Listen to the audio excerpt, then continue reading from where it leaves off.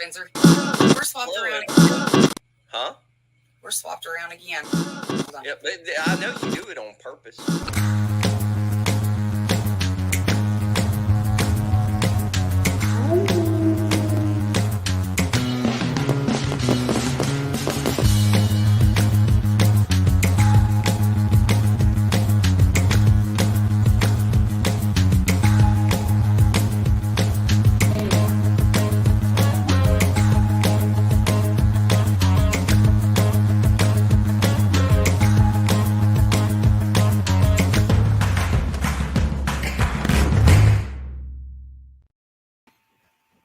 Hey, y'all.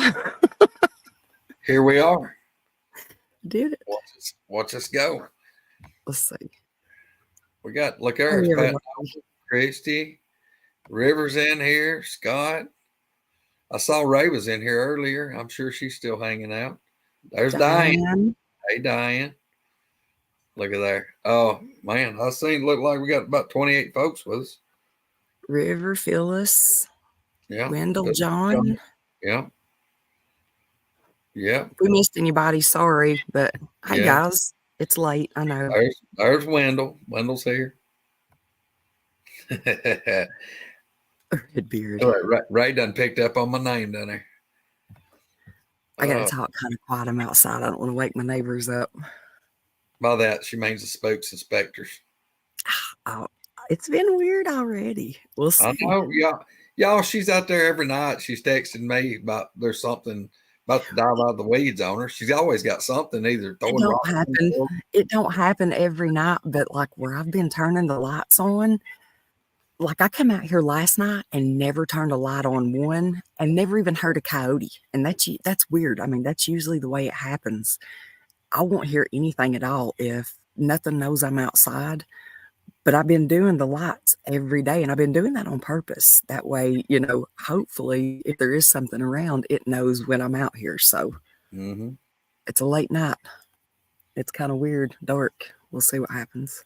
Yeah. Hey, it's the witching hour in your neck of the woods. It's just after here. About the show, y'all. Like, this is something I've been wanting to do for a while. And whenever Greg brought it up, I thought that was a really good idea. And I know most people have all had, somebody tell them stories of Appalachian people or like things that go on in your area. But Greg, do you want to tell about the one that that we were talking about? Because yeah, I don't think I can top it at all. Well, I mean, I'm telling y'all. I grew up here in Winston County, Alabama, and it's just like urban legend, folklore, whatever you want to talk about, part of it. But a lot of urban legends, or a lot of, well, I ain't gonna say all of them, but a lot of it will have some tidbit or a thread of truth to it. Something caused it, something stirred it up, something got it started. And my whole life here is, especially my teenage years, and I'm 50. So, I mean, I've heard this pretty much my whole life. But there was a urban legend or a local legend about a woman that lived here. She lived in the Bankhead National Forest, which the Bankhead is primarily Winston County, but there's some in Lawrence County and some in Coleman.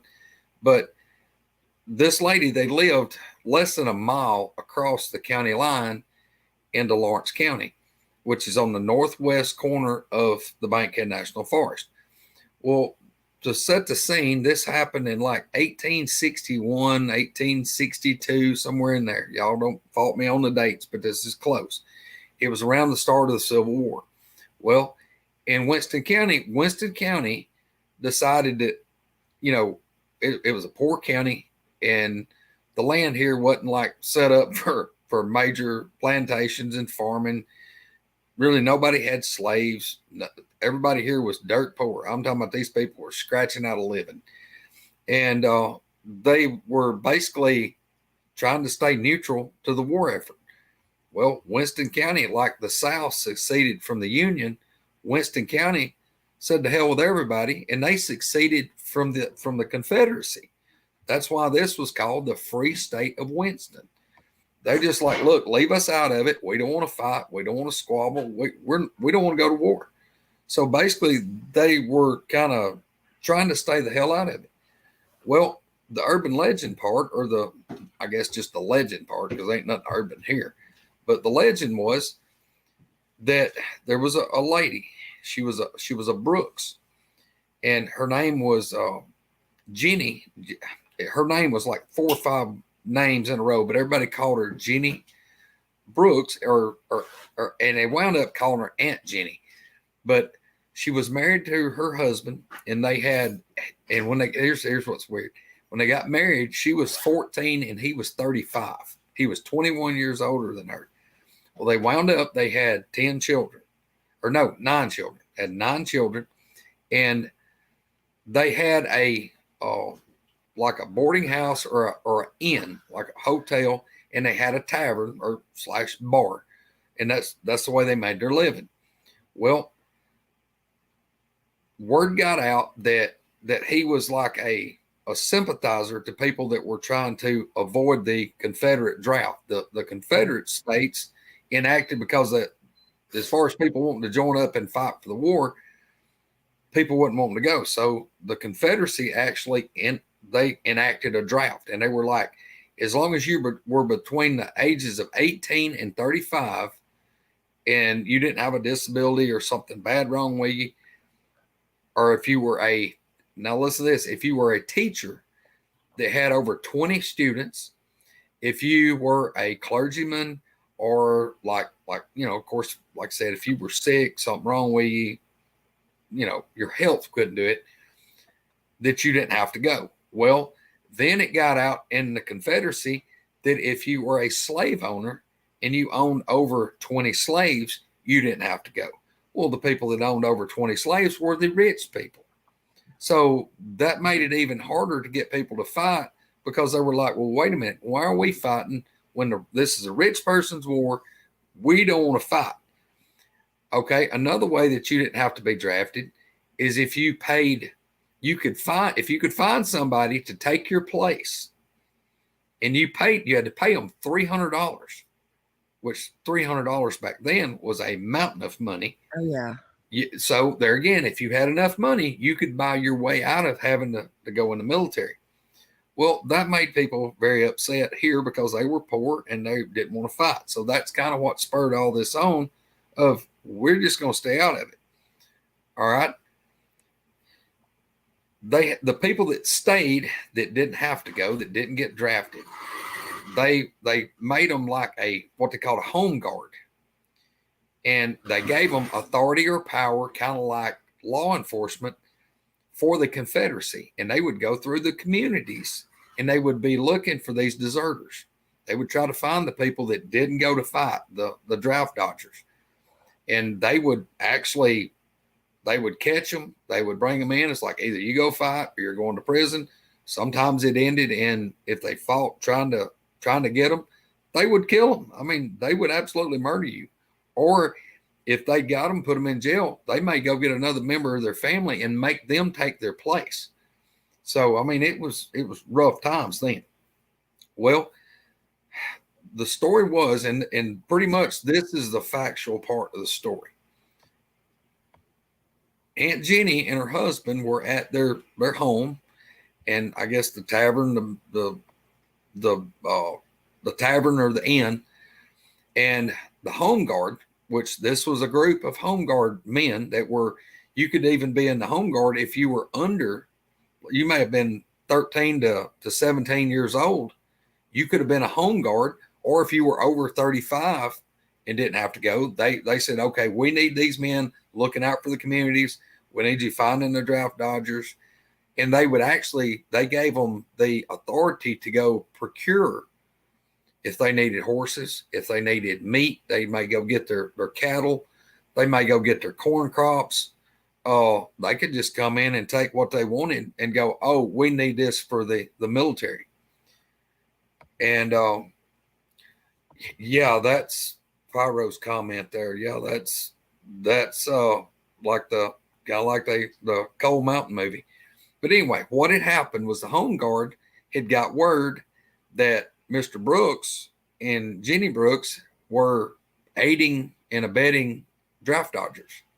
And then it was also said that their son had just turned 18 years old and he wasn't wanting to go fight. So they labeled him a deserter.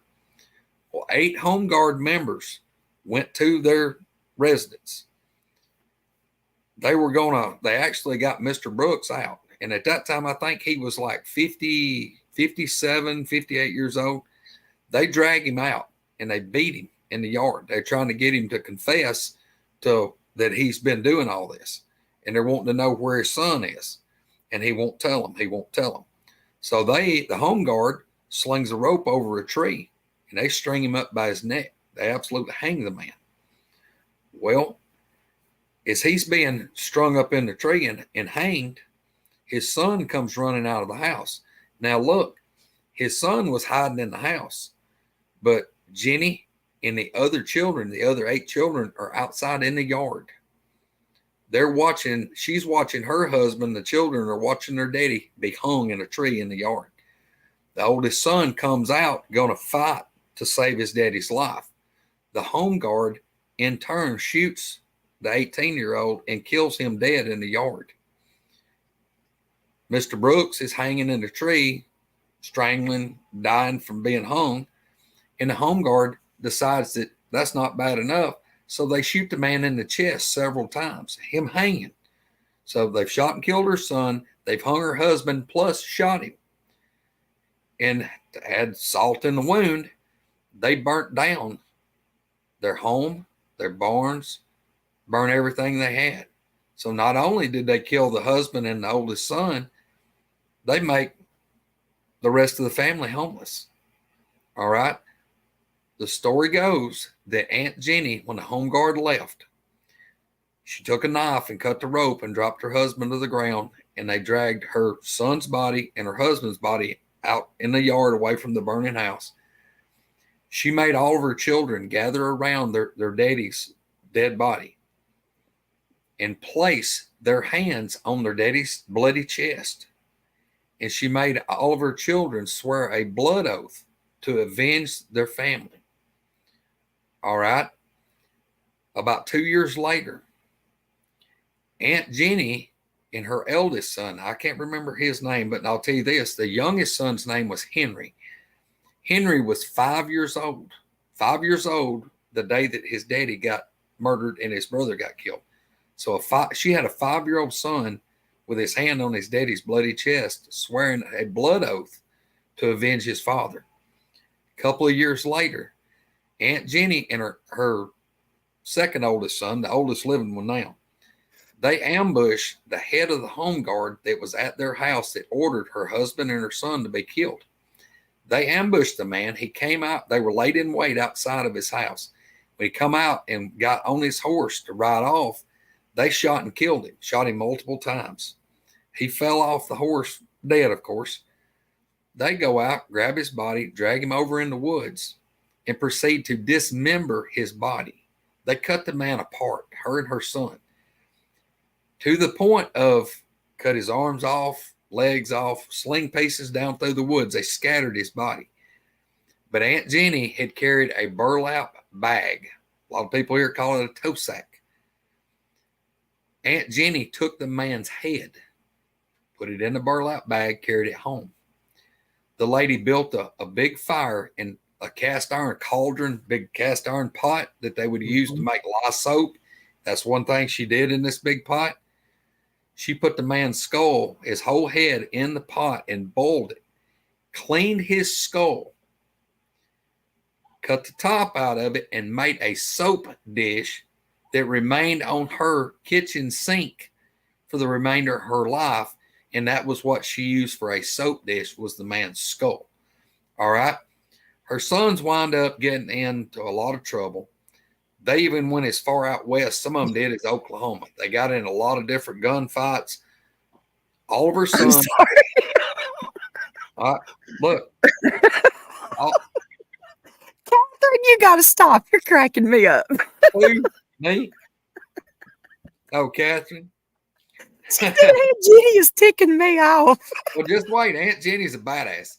Because look, she is. Aunt Jenny. I'm Aunt sorry, Jenny, Greg. her children, they go all over like Texas, Louisiana, Oklahoma, Arkansas. and all of them wind up being pretty much outlaws. Yep.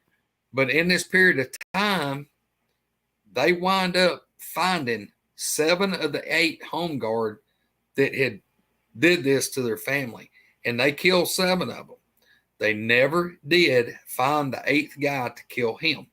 So one of them got away. In the 1870s, like 1878 or 9, Aunt Jenny remarried, and she married a man, his last name was Johnston. And they lived like basically the same property. They had rebuilt a house. And Aunt Jenny, here's the odd thing. Aunt Jenny wound up she was born in 1826, and the lady lived to 1924. She was 98 years old when she died. And the part of the story, and this was documented, that Aunt Jenny on her deathbed, that they called the preacher to come to her house because it's like, hey, she's fixing to die. She was bedridden. The preacher went and basically administered last rites to her. And when he got done, he asked Aunt Jenny, said, is there anything else that I can do for you? She proceeds to tell the preacher, yes, preacher, I would like to wash my hands one more time. One of the people there went to her sink and got a dishpan of water, and they got the skull soap dish, brought it to her bed. They propped her up, and she scrubbed her hands with that soap and washed them in that clean water in the dishpan. And they said that when she dried her hands, she laid back in the bed and closed her eyes and took her last breath. So pretty much the very last thing a lady done was washed her hands using the soap out of a soap dish from a skull of the man that caused the murder of her son and her husband. But I'll tell you all this because, like I said, we always, like growing up here as teenagers, people was like, look, we know y'all plunder around over in the forest. Y'all ride around, go camping. Y'all go build bonfires. But let me tell you something. Don't go mess around Aunt Jenny Johnston's grave. Stay out from over there. Don't go to that cemetery. You got no business over there. Don't go over there. And look, people for years have talked about that they would drive down the road, and this cemetery is maybe 100 yards off the road, and it's out in the woods. It's just woods growed up in it, but there's a little path that goes out to it, and it's a gravel road. It's a Forest Service road, and it's about 100 yards off of it. People have reported seeing her apparition there on the side of the road, to the point of people talked about being stopped, like pull over and just sit there to see if they could hear anything, to the point of her ghost coming up and screaming at them and telling them, get off my property, and said that she would scream at them and then she would just like vaporize and just disappear. And then that part of it too was, you don't go to that cemetery at night, because if you go to that cemetery at night, soon after, you're going to have something really bad happen to you, as far as car wreck, a loved one die, you may die, but it was just like a major hoodoo. You don't go there, period. It's bad juju. And I mean, I've heard that when I was in school, and I had absolutely, it had kind of left my memories till a few days ago or a couple of weeks ago. Somebody said something about Aunt Jenny's over, I said, over in the bankhead, over where Aunt Jenny's grave is. And I went, oh my God, I got to, and I got back online. I got to looking, and I started seeing videos about it. And it just brought back a whole lot of stuff that I'd heard back when I was a teenager. And, it's just wild. I mean, just wild ass stuff. Yeah. That's, what'd y'all think about that? I thought that was really cool. Wake you right up, Diane. Yeah, we were telling Diane stories for bedtime, so Scott said it sounds like a good place for a meet and greet. I don't even like going by there in the daytime. Yeah, I'll tell you, some cemeteries give you that kind of feeling. I know there's been a few that I've been in, and it's like, I like going to them, but Some of them, it's certain areas you get into the as far like over here. We've got one. Hang on just a second. Sorry, guys. I'm trying to run chat and She's multitasking. I'm multitasking. I'm not very good at it. But here's the thing, and let me tell y'all this. Y'all can go on YouTube, and there's a bunch of different videos on this, and it's Aunt. You can put in Aunt Jenny, Jenny, Johnston with a T, not Johnson, but Johnston. Mm-hmm. Pull it up. I mean, there's several videos. I mean, I wish y'all would watch them. It's pretty cool. Yeah, I didn't get that one that you sent me, but I know we had talked about it. But yeah, that's the way it is here. There's an old church here. When Mark and Rebecca were in and staying over at Sherry's, I took them down there after we got in from walking around at down at the old coal chutes, and was showing them where like the slave part of the graveyard is. And back then, I mean, these are so old, and it's really sad that nobody has done anything with them to try to maintain them or fix them or put them inside a fence. Yeah. Because back then they weren't allowed to be buried in, with the white folk. I mean, it's plain. I hate to say that, but that's the way it was. And that's how old that church is here. It's got an old wrought iron fence that you can step over, and off in the woods is where the slave, graves and things are. And the funny thing about that is, you walk back through there, and it was more peaceful in that part of the graveyard than it was in the other part. Mm-hmm. To me anyways. But I don't know. There's some old graveyards here, and some crazy stories that goes along with a lot of the churches and things that are here. That one, for instance, it doesn't. I've been there at midnight on Halloween. But old story used to be was that if you were there, like it would just for a split second, it would disappear and then come back. I've not seen it personally. I've heard people say they've seen it. I've seen some weird stuff. Now I know our old neighbor had took a bunch of pictures there, and I don't want to give too much away because I don't want to tell exactly where it is, but there was a huge family monument in here, and I forget how many people are buried right there in that little section. And every picture that she took had the same faces, but just in different places, and they were on the stone. Just you could see them, but it's like they were just like white faces. But it was kids, women, children, and you could see all of it in all the pictures every time you took it right there of the but you couldn't see it looking at the stone. I would love to find those pictures because I would definitely post them and let you guys see them. They're crazy. Okay, we got author DA Robert. Guys, there's 75 people in here. It is so late. Awesome. Look there. Hey. Yeah, Misty, thank you guys for hanging out. Is it just Appalachian folklore? I mean, it's like every third community throughout the South got some place that they call Crybaby Hollow. Yeah. I mean, yeah. It's like everybody's got a place they call Crybaby Hollow. Devil's Backbone or something like that. I mean, Wolf Creek, Werewolf Springs. I couldn't tell you all the places that, and they named that stuff for a reason. And that's why, just like down here, people used to say, oh, don't go to that part of the woods down here, because when you go into Flatwoods, it's you got to worry about the boogers getting you. Well, nobody knew what they meant. They thought, we all thought ghosts and things like that. Nobody ever thought Bigfoot. I mean, yeah, I mean, it's just you look back on things, you look back on things you heard when you're a kid, and it's like, what, whoa, what, hold on a minute. And you got to put things together, and you go, well, maybe there's more to that than they was just trying to scare me.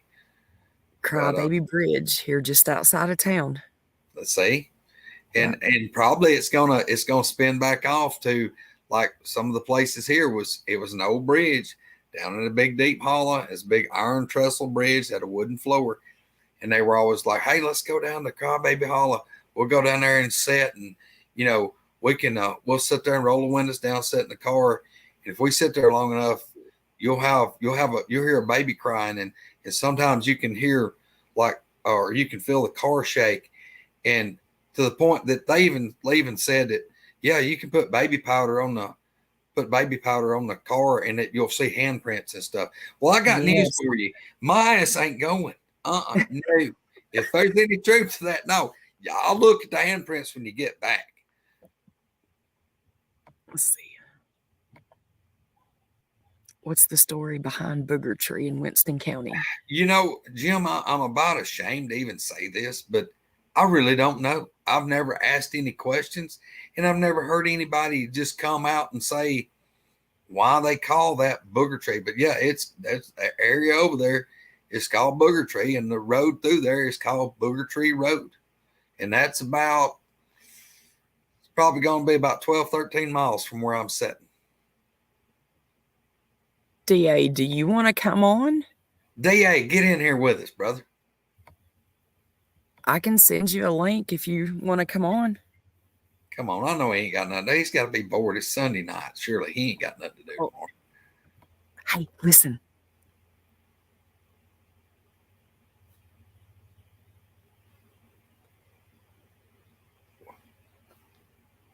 Did you hear that? I couldn't hear it. They might could. Stopped as soon as I said, listen. Oh, that's the way it always goes. Yeah. Hey, how you feeling, Jeff? Jeff, brother, we hope you're getting better. Yes. Just, brother, stay on the top side of the dirt. Yeah, no, you don't mess with stuff like that. That's another thing. You got to watch about. I love antiques, let me tell you. Oh, but boy, you better watch about going and going to an antique store or flea marketing or whatever and buying stuff like that, because you never know what you're buying when you get it. And it ain't usually just the piece of jewelry or the chair or the mirror. Well, I've got something else that just spurred me.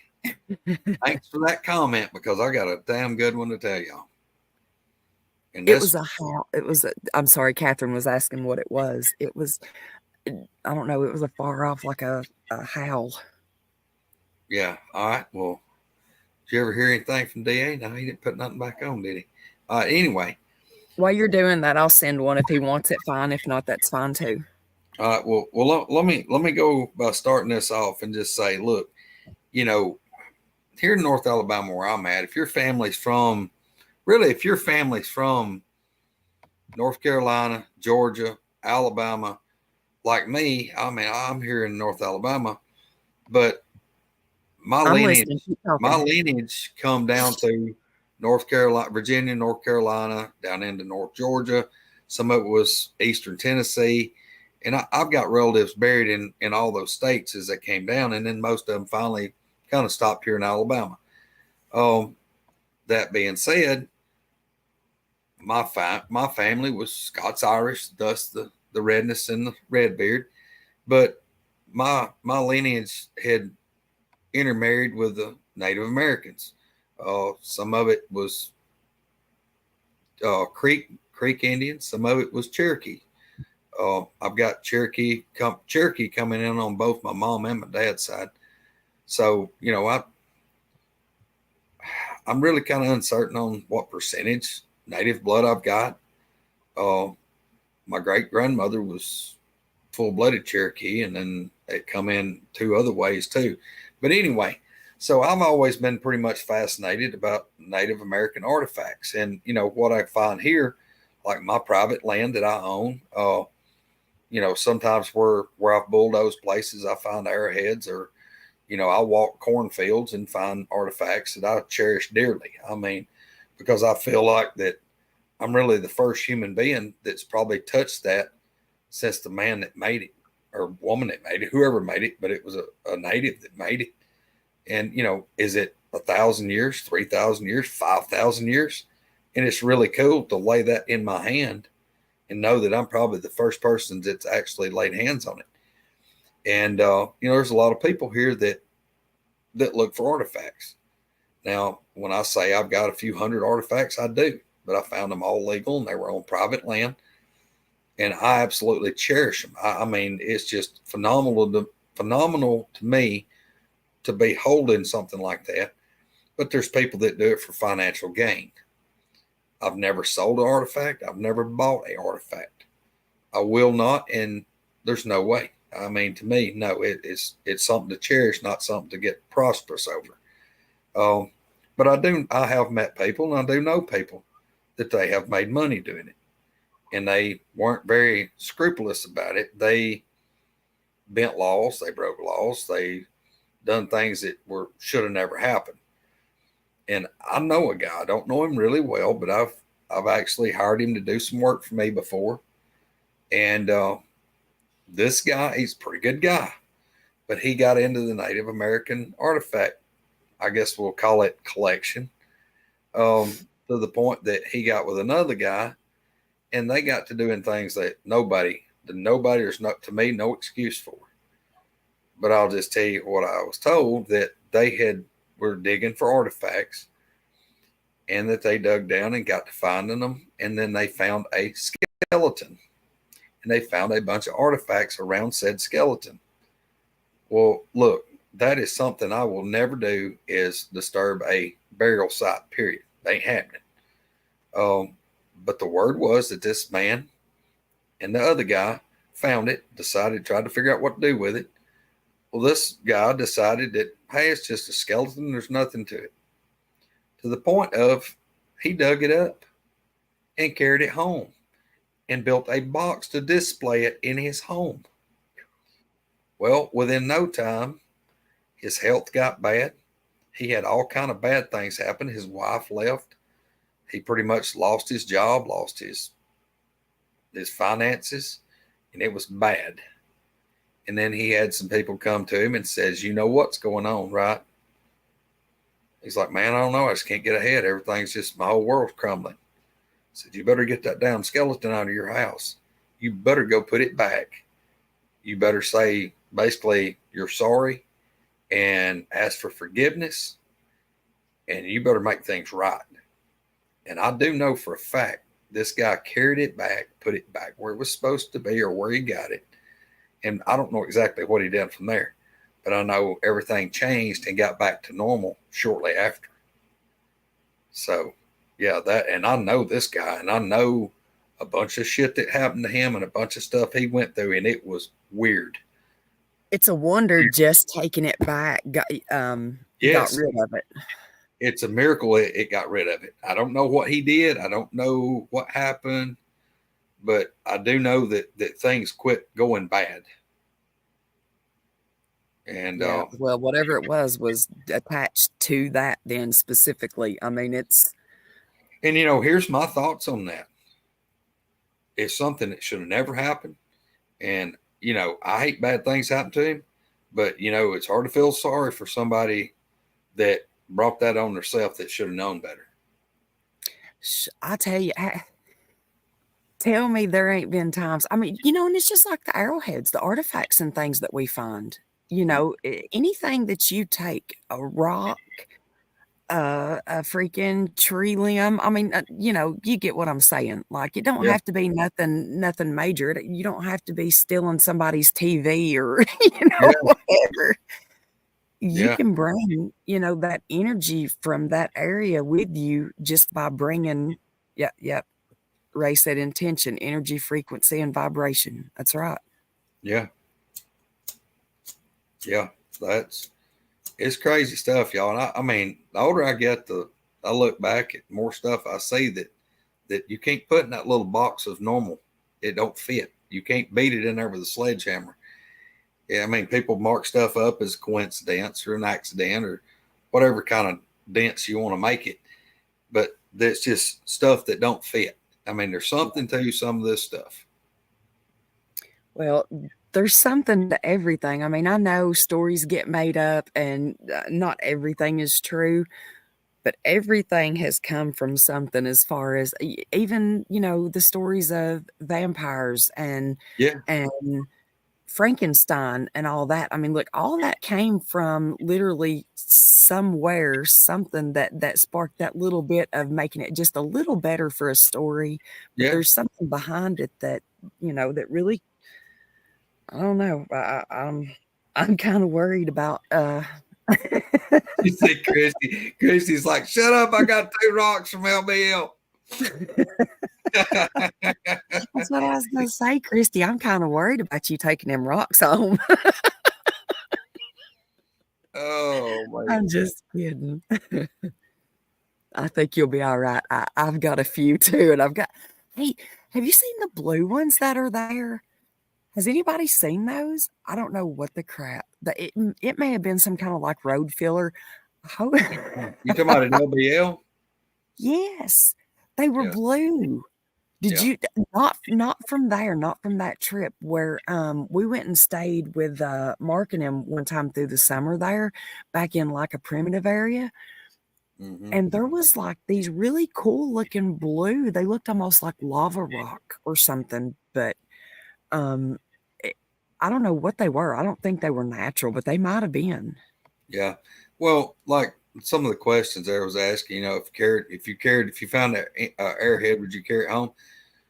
For me, Yes, I do. yeah, Not all the time, but I do a lot of times. yeah. Oh, which to me, and I may be wrong for even feeling this way, but for me, because I hold the Native American so in such high regard that it just, I look at it that's look, I got a red beard. I'm pasty white, but I do have Indian heritage, and I try to learn all I can about that side of my family.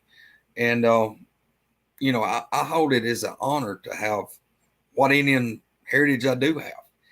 And like I said, the artifacts that I have that I have been blessed to find, I cherish those and I hold them in honor. And every time, that I find something, I give thanks for being able to find that and to hold it and to talk with other people and show it to them and say, archaeologists think that this is this time period, whether it be the woodland time period or whatever. And it gives you a lineage of maybe just a slight peek through a keyhole at what these people were doing back then.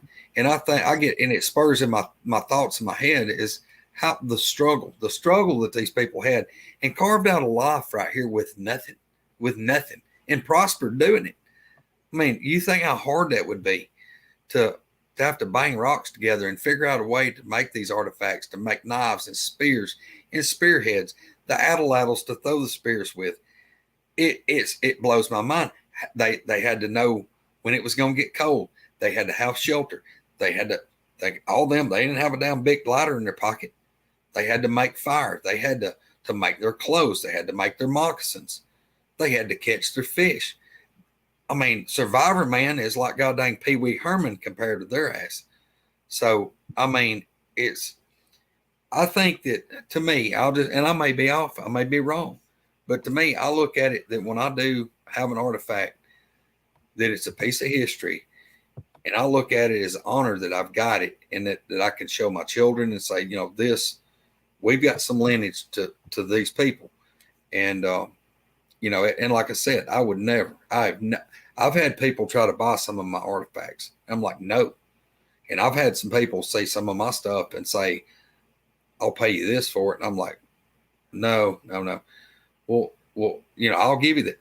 I laid out one airhead and laid it in the guy's hand. He wanted to look at it. He was describing what he wanted to see. And it's a bi-faced Lost Lake point.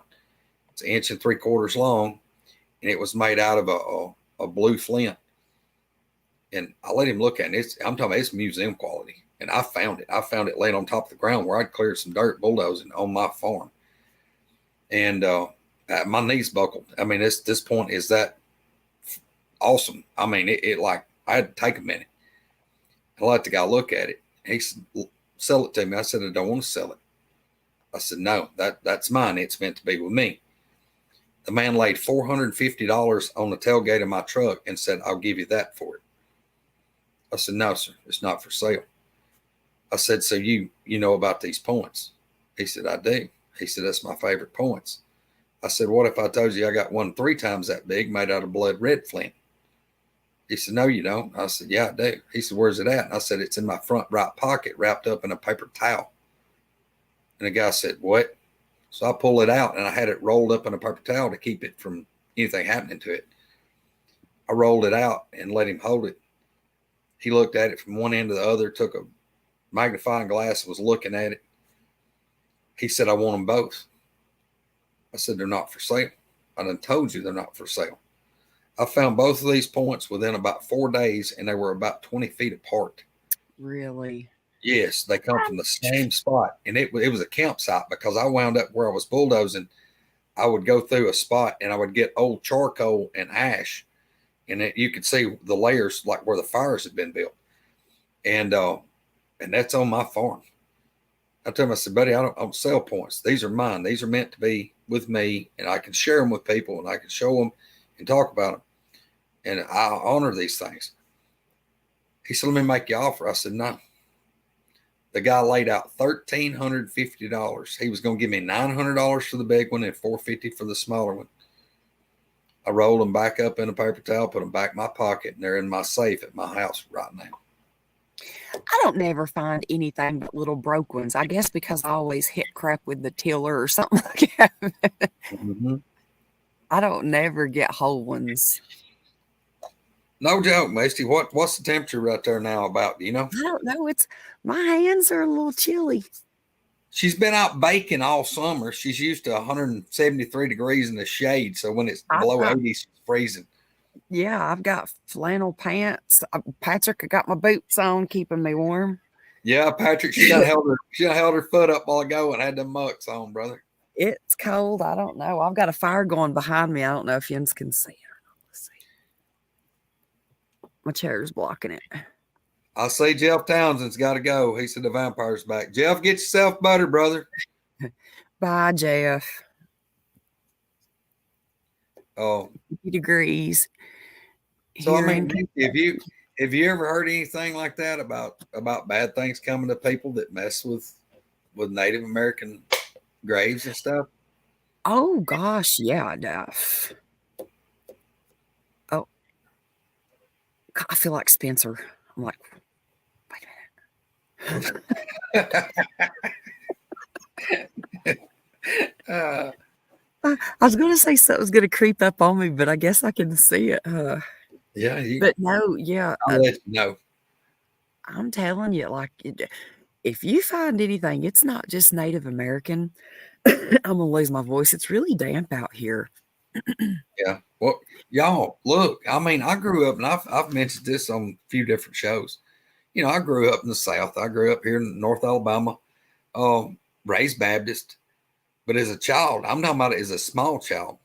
If we went to a cemetery for somebody's funeral or for whatever reason, if I was as a kid, if we were walking across the cemetery, if you wanted to get, my daddy was the world's worst. He'd take his finger, he'd thump you on the damn earlobe, and it felt like your whole ear just slid off the side of your head. Yes. I'm talking about you'd hit the ground. He'd thump your ear, and boy, y'all go out through a cemetery, walking or graveyard, whatever you want to call it, cemetery, graveyard, whatever. Walk out through there all willy-nilly and walk across a grave. My daddy would, he'd tear you up. Yes. You know, his words, you know better than that. You don't act like that. You don't walk across them graves, boy. You get over here around them. He says, you walk like you got some sense. You don't disrespect them graves. That's and right. Y'all, it didn't take you but a couple of ear thumps. You figured out that cemetery wasn't nowhere to play. It wasn't nowhere to run. It wasn't nowhere to frolic. When you walked in that place, you mind your manners. You mind your P's and Q's.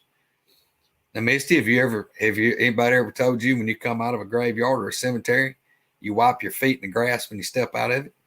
Yes. Yep. And you're around here. I mean, it may be other places too, but you're supposed to make sure to let everything know that's got to stay there, not attached with you. It can't come with you. Nothing can come with you. It's all got to stay there. Yeah, that's what we've always. Yeah, you clean your shoes after.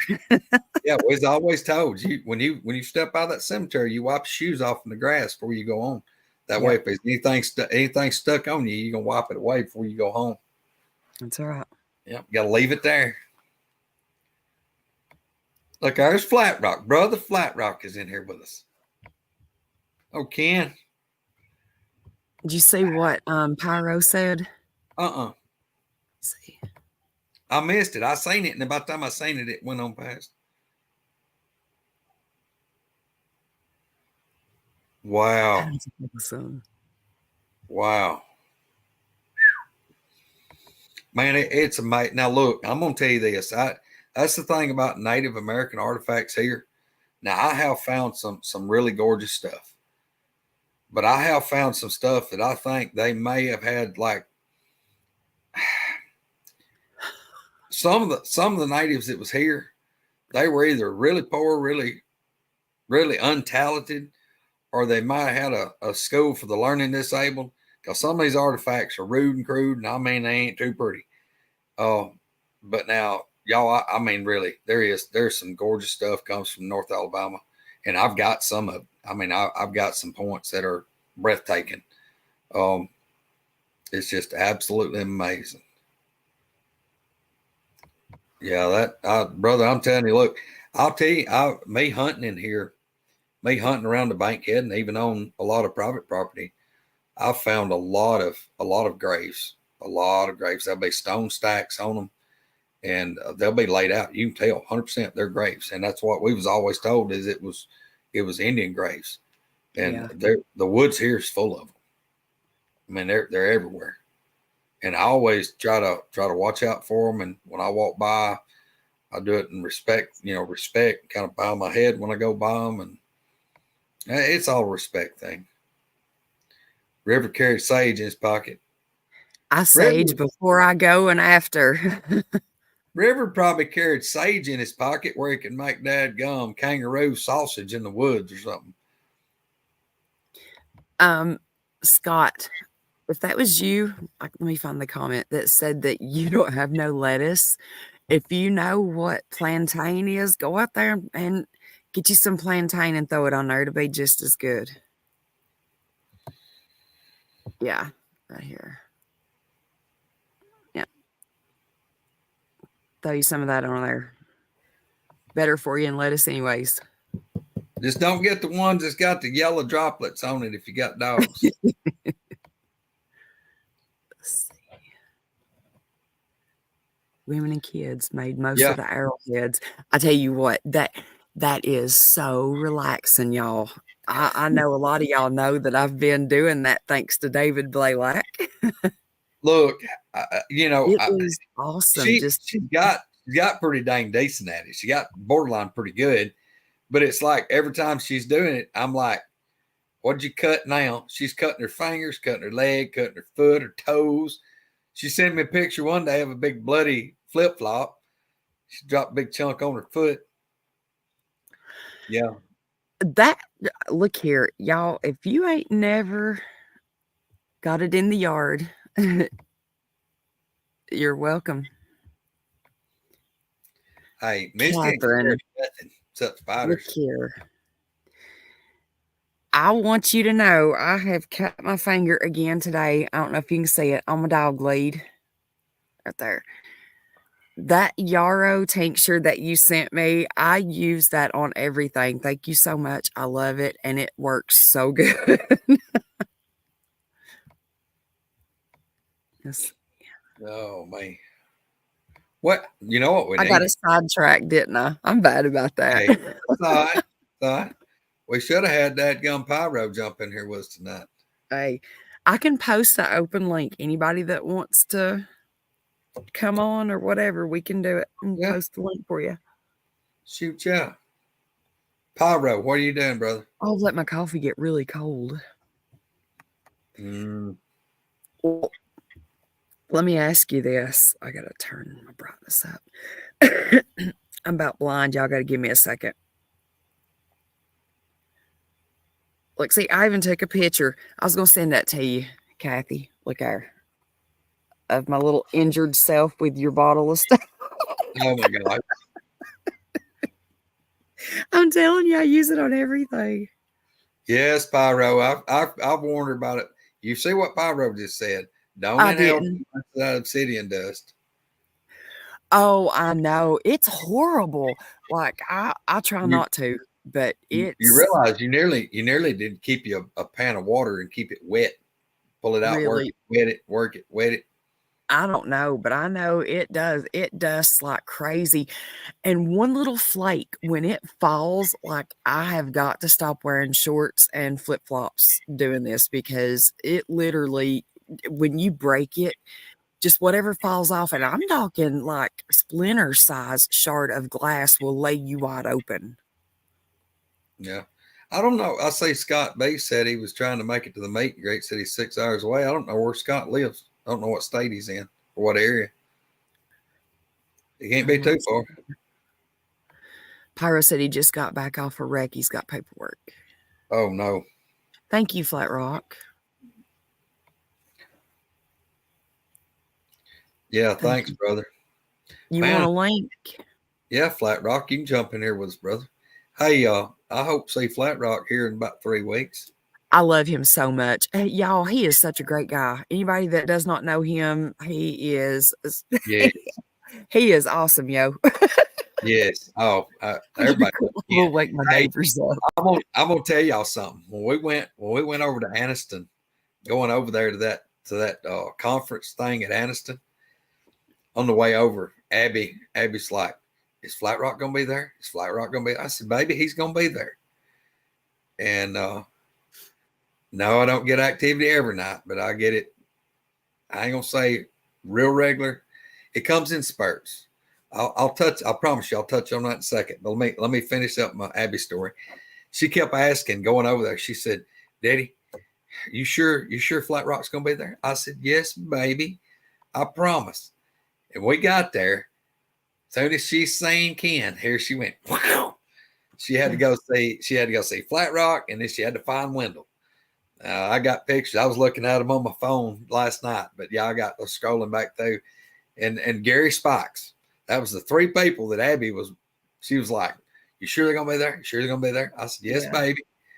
But yeah, she went and hunted them down. But about my activity here, me and Coonbo was, matter of fact, Coonbo left like what, Misty, 5 minutes before we came on live. Yeah, he was Uh, leaving right as we was coming yeah, on. right before we came on. That's another reason it was a couple of minutes, because Coonbo was still here and he was saying goodbye, and Troy went and got into bed. But yeah, I mean, I never know. I mean, I have stuff year round. I mean, I really do. I mean, it may go 3, 4 weeks. It may go 2 weeks. It may go 2 months. Nothing really happened. And then I may have something happen 3 days in a row or 3 nights in a row. And then I may have something happen today. It skip 4 or 5 days and have something again. And I may have 1 or 2 things happen every week for a month. And then it'll just stop. And then it's just, there's no way to predict when or what's going to happen ever. And that's kind of the way it is at Coonbo's. Yeah. Coonbo, we was talking about a while ago. He's like, I really had hardly nothing happen in, 5, 6 weeks. I said, well, they've been pretty much quiet here for a while. And I think the last thing I had here was when I was sitting in the big recliner that I usually sit in right here. When something messed with some stuff on my porch and it started pulling on my door, and I gave it just a minute, and I got my 357 Magnum and eased to the door and looked out the peephole, couldn't see anything because I keep a porch light on day and night.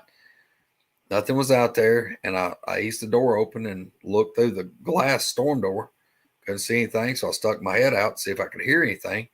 Couldn't hear nothing. I mean, it was silent. There wasn't a cricket. There wasn't a frog. I mean, it was like you was in a void. It was total silence outside. I stood there just a minute or so, and I came back, shut the door, came back in, sat back down in the recliner. But before I did, it unnerves me when they mess with the doors. Now, that's kind of sketchy. When they mess with the doors. So I've got a gun rack right here, and I've got a Remington 870 12 gauge rock gun with extended mag tube with buckshot and slugs. So I got it out of that rack, and it's about 12 feet right in front of me. And I laid it on this recliner next to my recliner where I could lay my hands on it. And I sat in that chair for, I don't know, 5-10 minutes. And then the bedroom is straight in front of my chair where Misty usually stays when she's here. That's where they usually hit the wall for the last, ever since I built this. That's where they usually hit the wall, is that wall in that bedroom. They didn't hit the wall, but I That's start. the bedroom where I stay is the one where the gas tank is. Yes, it's on that end. That the Yeah. corner of the house. That's the closest corner to that propane tank. Oh, but I could hear the metal siding. The siding on this cabin when I built it, I wanted something tough and durable. So I got a metal roof that's decked with plywood. It's heavy, the rafters are really, really strong built, and then it's decked with plywood, and then I put roofing metal on top. Oh, the walls on the outside, instead of putting vinyl or aluminum siding, I put roofing metal and ran it long ways. And when you're backed away from it, it looks like lumber running like this. It looks like planks. So it looks good. Well, anyway, it's plywood on the inside, plywood, 2x6 wall studs, insulation, and plywood outside, and then roofing metal. So the walls are strong. Well, I'm sitting in a chair, and this is, we'll say 10 minutes. In that bedroom on that wall, it was like something started pushing on the wall. I could hear the metal outside like it was flexing. And then I could hear like the plywood and the 2x6 studs like they were creaking. Now, they wasn't like cracking like he was breaking lumber, but it was like he was putting pressure on that wall, like pushing it in. And that wall, and it didn't just do it like tick, tick, tink, tink, tink, tink, tink, tink, crunk, tick, tick. It didn't just do it for like 2 or 3 seconds. It was nearly like something, and it was like it was moving, like it was, in my mind, I'm picturing something like a cow or something that big leaning against it and like slowly walking.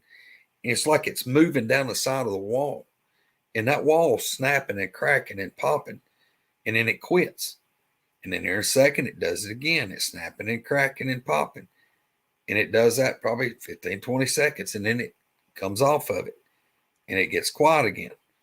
Well, I've got the TV muted, and I'm just sitting here trying to figure out what in the crap is going on. A few minutes pass, nothing's out there.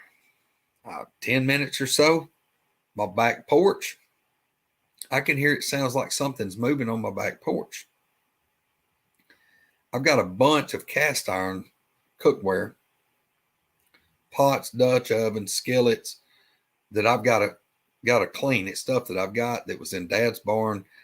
I've got to clean them up and get them seasoned and hang some more on the wall.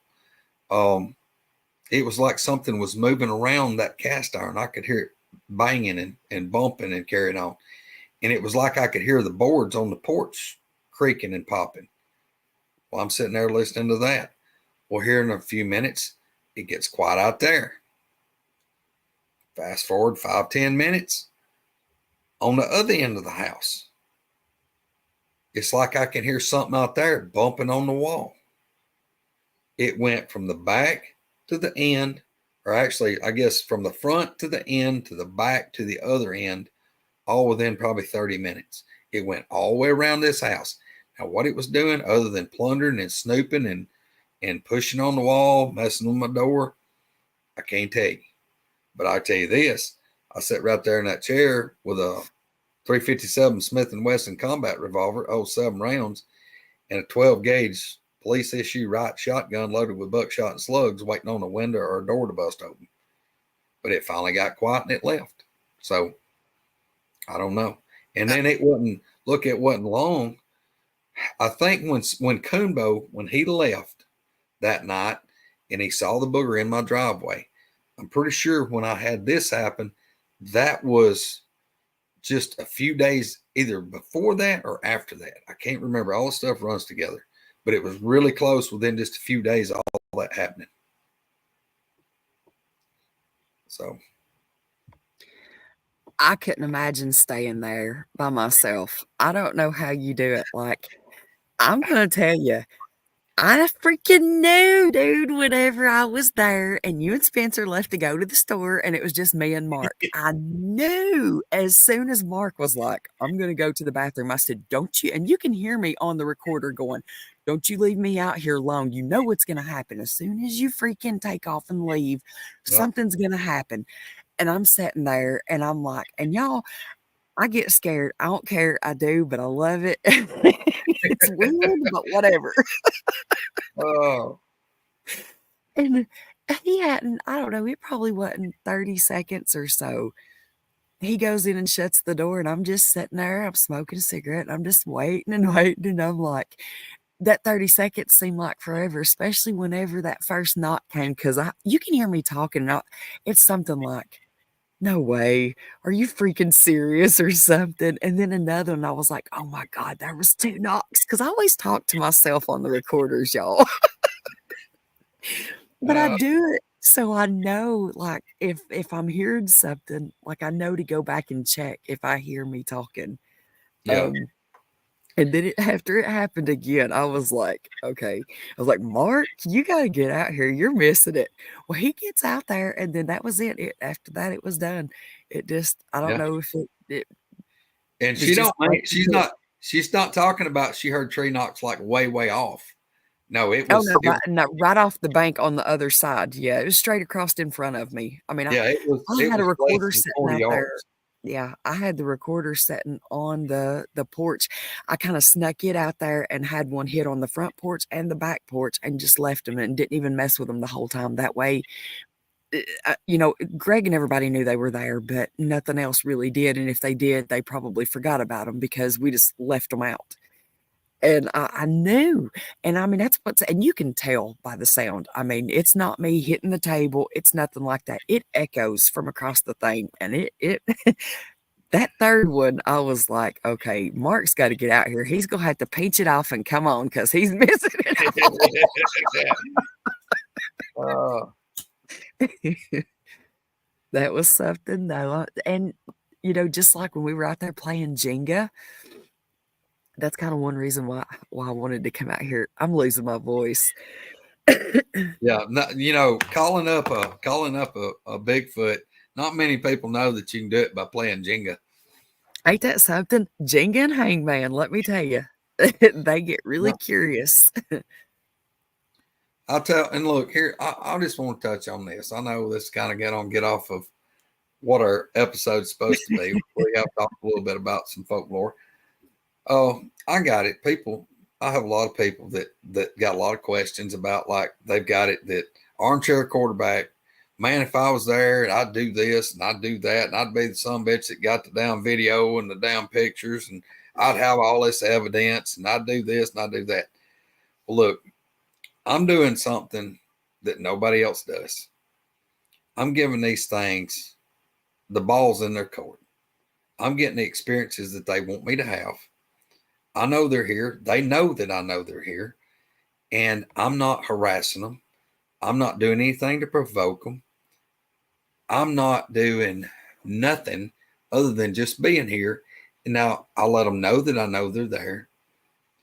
And I'm not imposing on them.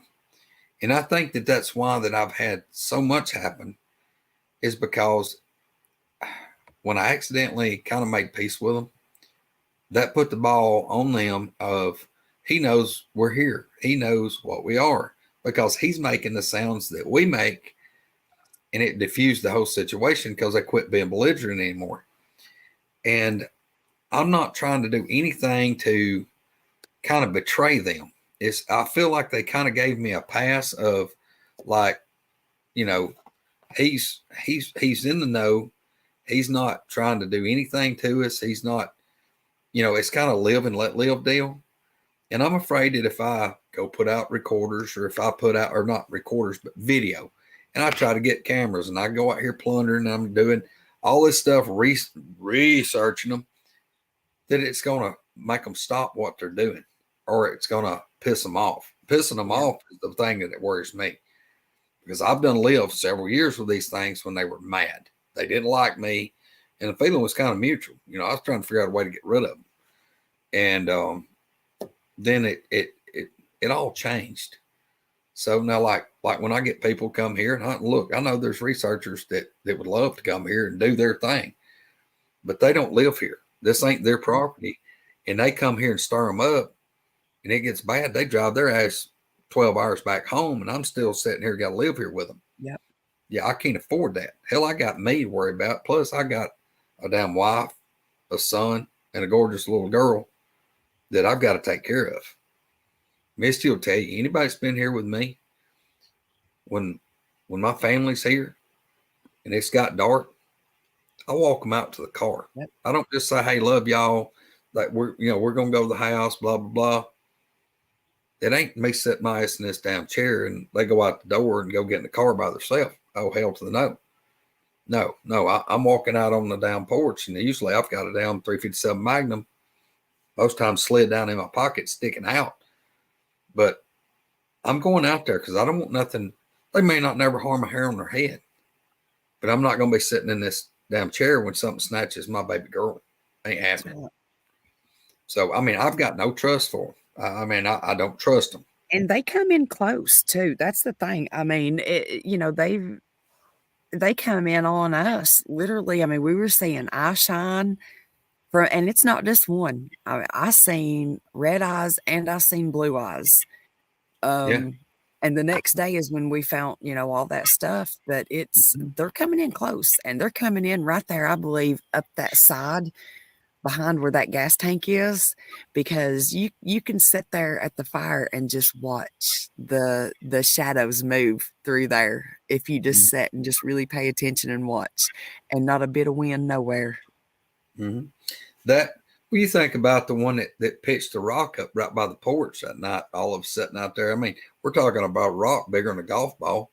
You could hear it ripping leaves, and it come out and went right by the porch post where everybody's sitting at my big picnic table, and it hit in the damn yard and went bouncing across the yard. I mean, that thing couldn't have been over 15, 20 yards, maybe from us. Well, Hunter was sitting on the rail with his back to it, and we were all sitting there cutting up and laughing and going on, and all of a sudden, and it wasn't an acorn, because it didn't come straight down. It came straight sideways. Yeah, it was going this way.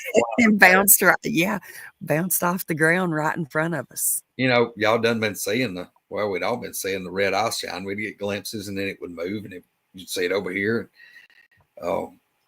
Misty, all y'all had walked all around my Connex building that day, went back and forth through there, I don't know how many times. And then the next morning, after all this happened, that's when they got out there and found all those little saplings that was broke and laid down. Let me go back to that. Hang on.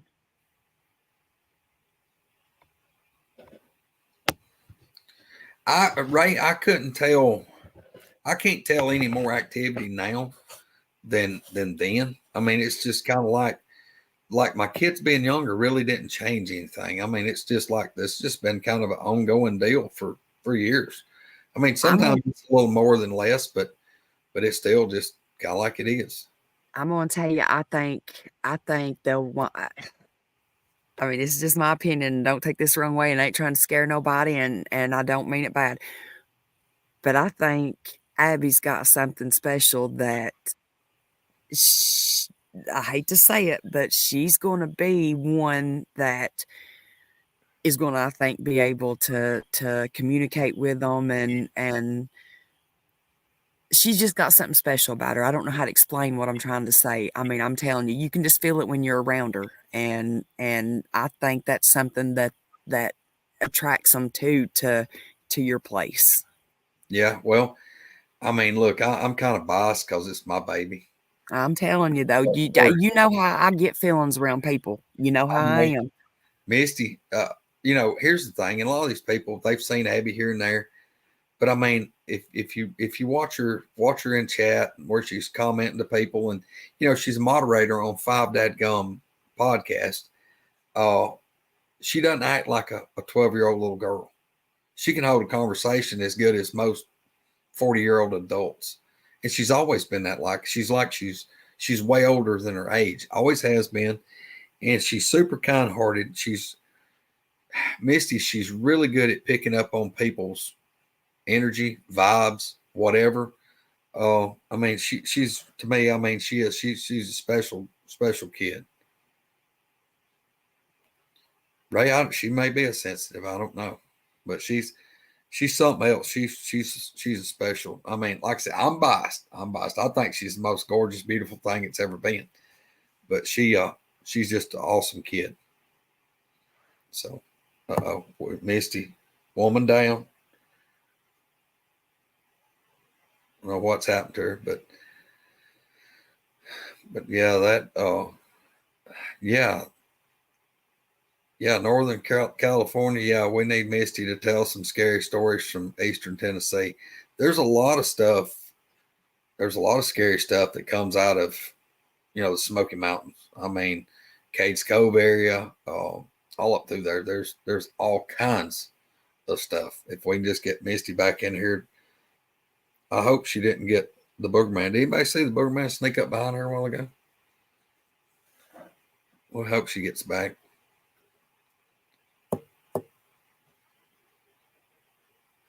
See if I can read. Y'all give me a minute. I'm trying to read everybody's comments.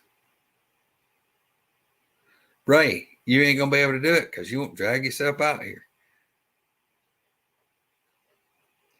I just don't know why I need to be coming all the way to Texas. I guess we're going to have to, one of these days, maybe we can do a meet and greet back out that way somewhere like Louisiana or somewhere. Be a long way for everybody to go, but there's a lot of folks out there. It sure will make y'all's trip a whole lot easier. Cades Cove, Scott B. Scott, what state or what area you live in?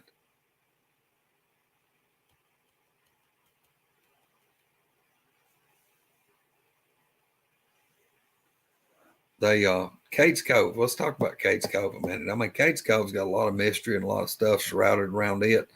I'm one of the people, if anybody's ever been to Cades Cove is probably one of the most beautiful, gorgeous, pristine places in the U.S. I mean, it's absolutely breathtaking to go there and see what's there, and the mountains, the trees, those big pastures, big hay fields, the wild game going everywhere, the deer, the bears.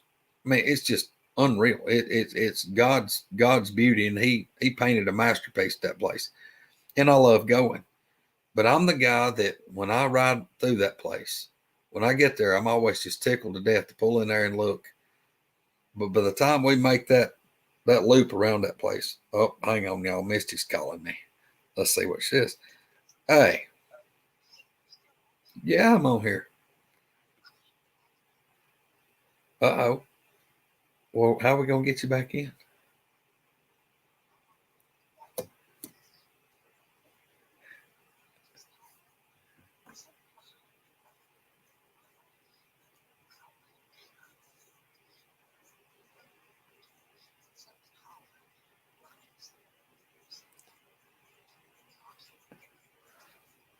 Oh my gosh. All right. Well, let me just explain this. Right before we lost her, she said that something banged real loud. Oh, okay. Hang on. Let me just put you on speakerphone. All right. Talk to these folks and tell them what you got going on. I can't even get back in. My internet is so screwed up. I don't know what happened. My internet went out, and then a big dang bang behind me, and then an owl call up. I hear something walking. Then an owl in the field, then another bang, and then a holler. And now I've tried connecting to my hotspot on my phone, and I've tried connecting to my Wi-Fi, and I can't get back in at all. I don't know what's going on. You done made the spirits angry, Misty. I've made something mad. You done made them angry. I cannot believe it went out. It's telling me I'm offline. Huh. That's wild. I'm trying to get back in. All right, we'll try to get back in. I'm gonna sit here and I guess I'm gonna talk with these questions right here. Say, I'm sorry. I'm gonna wing it, but let me know something. See if you get back in with us. Okay. All right. Bye. All right. Anyway, here's the thing about Cades Cove. Like I said, I go around through there, and I'm the guy. When I get there, I'm excited. I want to see all the deer. I want to see the bears. I want to see all these gorgeous sights that there is to see. And my God, it's gorgeous. But by the time I make about halfway around that big ass loop in that park, I've nearly got tears running because in my mind, I'm thinking, do you know how awesome it would have been to have owned that property, to have grown up there? I mean, you're in the middle of nowhere. But to be able to step out of your house and look and see God's beauty, and it's yours. You own that land, and you're there on it. And then the government goes, hey, by the way, look here. We need you to get the hell out. You know, we're going to just make a part here. We're just going to open this up to everybody. Could you imagine being forced off that land? Could you imagine somebody taking that away from you, knowing that it may have been in your family 100 years, 200 years, that's your lineage? And then all of a sudden they decide that we're going to just look at that. Yeah, that would be upsetting to me, to say the least. Sorry, y'all. I don't know what the frig. Scott B. He is in Louisville, Kentucky. 3 hours from LBL. 3 hours from Daniel Boone. Cool. Yeah, it won't be that Did you bad. hear that? No, I was talking. Y'all. I ain't seen nothing behind you. I'm watching. I'm paying attention now. She reappears in a puff of smoke. She's like them ninjas. You know, the ninjas throw that stuff down and puff of smoke, they gone. Misty, she's like anti-ninja. You get a puff of smoke, she disappears. Y'all, I'm not. I promise I'm not. Like, I had to connect to my hotspot to get back in because my internet or my hotspot wouldn't connect. And I don't know what was going on. It went out. And then there was a big old bang behind me. I thought maybe it was one of the transformers or something. And I got to looking, but I still had power on everything. So no, it ain't JR sleepwalking. I wasn't eating brownies. No doubt. It wasn't a brownie overdose. I didn't have to go pee. I don't know.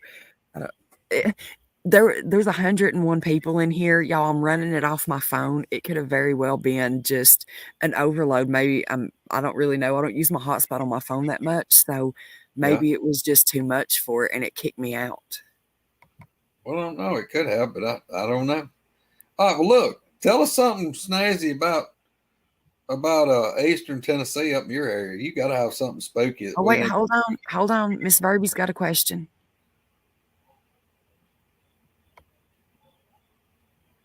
No, Verby, I didn't have any encounters. I didn't have any encounters with these things till 2000.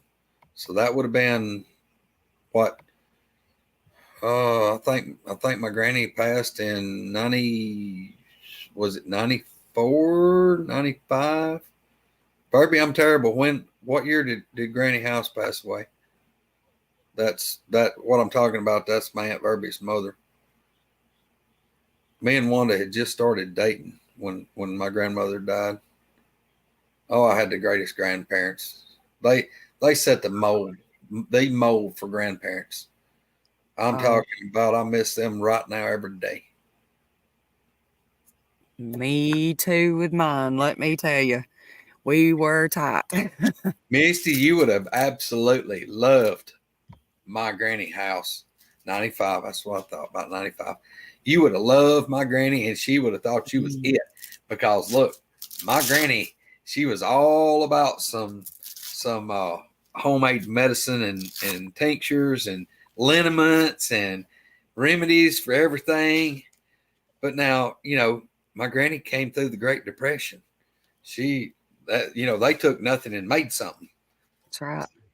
Yeah, but Lord help. Yeah, my grandpa, we called him Pop House. He died 90. He set the mold for grandpa. Oh God. He would come up. They lived about 70 miles from us. They lived in Hueytown, Alabama. And they would come up and spend like 2 or 3 nights with us. They might stay a week. And it didn't matter. When you saw Pop, he was like every grandkid's dream for a grandpa. And never failed. Never failed. When he would get ready to leave, when he had to go home or we had to go home from their house, you had to go by and see Pop. It didn't matter if you was 3 years old or if you was 15 years old. You went and hugged Pop's neck, and he'd reach in his pocket. He'd bring out his folding money. He'd always have some dollar bills folded.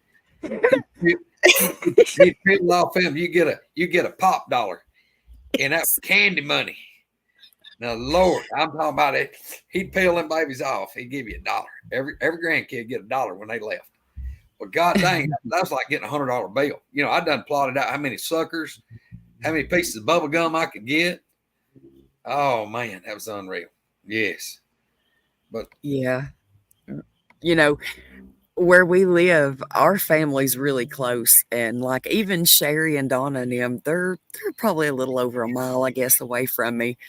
But for the most part, most of our family is right here. Like I'm sitting here looking at my uncle's house right now, out behind my barn, and you know, my mom's across the creek. My grandparents were beside her across the creek, and we had a bridge built to, you know, just to walk back and forth, but it never failed. You let it storm. Now my grandma was always scared of storms, and anytime it would thunder and lightning and get real bad, I mean, she'd just be terrified. So anytime they were, you know, calling for something bad, we would all be gathered up, sitting over on that covered porch. And she'd be in her swing sitting there, and we'd be on the steps, in the chairs, sitting down on the concrete floor, whatever, just all of us just piled over there while it was storming, just sitting there. Because if you wasn't there, you better believe you was getting a phone call wanting to know where you was at in case there was a tornado or something going to come through. And, you know, that's the safest place to be is at Mama and Papa's. Hey, and I'm going to tell you something else too. And I wondered about this. I got to wonder about this the other day. They was talking about that, which my grandparents, they lived in Hueytown, and where their house was, it wasn't like just houses right on top of each other. You know, it would be 75 yards or so to the next house and this and that. And my grandpa, he had a few acres there. But I can tell you what, when it got time to go to bed at night, you didn't leave a window where the curtain wasn't pulled down, or the window shade. You had to make it where nothing could look in that house at night. Every night. You can go to sleep in there if something could look in. Nope. Always. And I've wondered about that a lot of times, because I seen something the other day. It was talking about that was like Appalachian folklore about you wanted your windows where nothing could look inside. And I don't know if it was something to do about like evil spirits and stuff.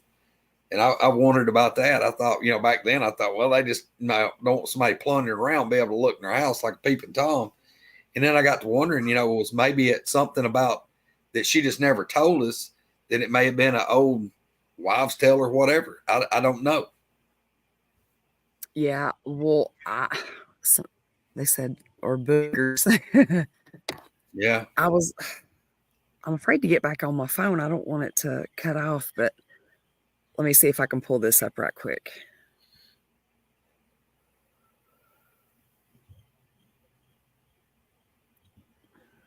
I gotta figure out where it is.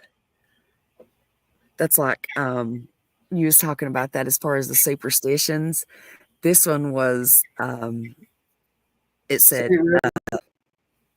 what is it? River said he's got to go to a radio board meeting. Love y'all from down under. Brother, we love you too. Bye, River. Mama and Papa.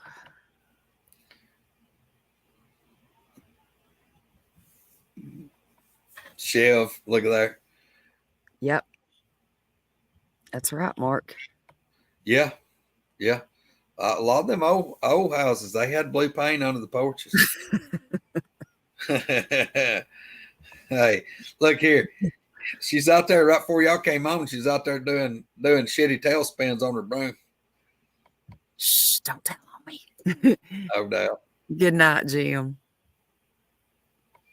Yeah. Bye, y'all. Ain't blue. That's, yeah. Ain't blue. That's right. Yeah. Well, have you got anything you can tell us about up in there? Any kind of old folklore stuff? Well, oh gosh. Probably. I mean, there's a lot of different stuff. None of them's like really long. I'm so bad at remembering a lot of this stuff, but like Sherry, she's really good at telling the stories. Like, okay, I don't know if I should tell this or not, but I'm going to.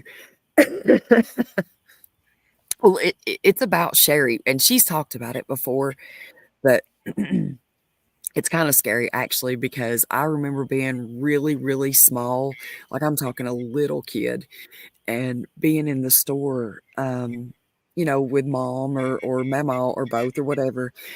And supposedly, like back when Sherry was a baby, like I'm talking years back, this lady, she was old then, and they would always say not to talk to her, that she was a witch, that, Yeah. and that's horrible because, I mean, I hate to say that, and you feel bad when you say don't talk to somebody or whatever just based on their look, or because you think they're a little weird, but apparently they were right on this one, because they said don't talk to the lady and don't let her touch your babies. Well, I guess she did. I guess she did. Came up in the store with Mama one day, and she was like talking to Sherry. She was, talking about, oh, how cute your baby is, and oh, can I see her? Can I hold her? And Mama kept trying to just get away from her, and she was like, "Oh, I'm really in a hurry. I'm trying to, I forget what it was, but just trying to get away from her, but be polite at the same time, Yeah. And she never would let her hold her, and just kept trying to, turn and walk away. Well, she just reaches out and touches her, and apparently after that, Sherry started having really bad nightmares every night. And that's when she started, if I'm not mistaken, now Sherry, if I'm wrong, you can correct me on this, but um, that's when she started seeing that like Joker jester type thing that would come and visit her every night whenever she went to bed. And Mm. and she said it literally almost drove her crazy. Said it would just bounce around the room, just laughing and tormenting her. Just and she was, gosh, she was tiny, tiny, like a few-year old, I think, when that happened. Up until I think she said she was about 5, maybe. Golly. Yeah, that's some spookiness, ain't it? Yeah. Oh, Oh gosh. Y'all don't even know. There's been so much weird stuff here i- in our area, just right here, and it's got to be the land. It's not the houses; it's the land. It's got to be, because Sherry and I have experienced the same thing 30 years apart, and I never even knew about it and told her what happened to me. And she's seen the exact same thing, exact same room, and saw a pale white skinny figure come up literally out of the floor. is that house still there? That my mom lives in that house. I'd have washed that baby with gas and dried it with a match. My mom has never seen or heard a thing. I don't know how many times I would tell her, what was going on when I was little. And I can't blame her. It's not that she didn't believe me. It's just like any other parent. If you don't experience something, or if you're trying to keep your kids calm, what are you going to tell them most of the time? Yeah. Monsters ain't real. Yeah. You, for the most part, most people, that's what you're going to tell your kids. Yeah. No, they're real. I'm sorry. And I'm not, I'm not trying to sugarcoat it, but it's, monsters are real. Yeah. Yeah.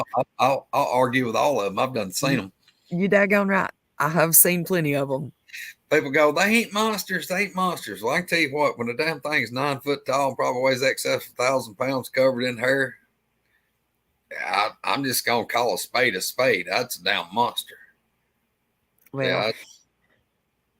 I think it's like we were talking about earlier. I think there's good, there's bad, and there's just just wants to be left alone. They don't care what we do. They don't.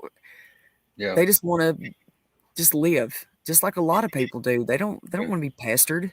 Well, I think it goes back like me and Troy and Kumbo was talking about earlier.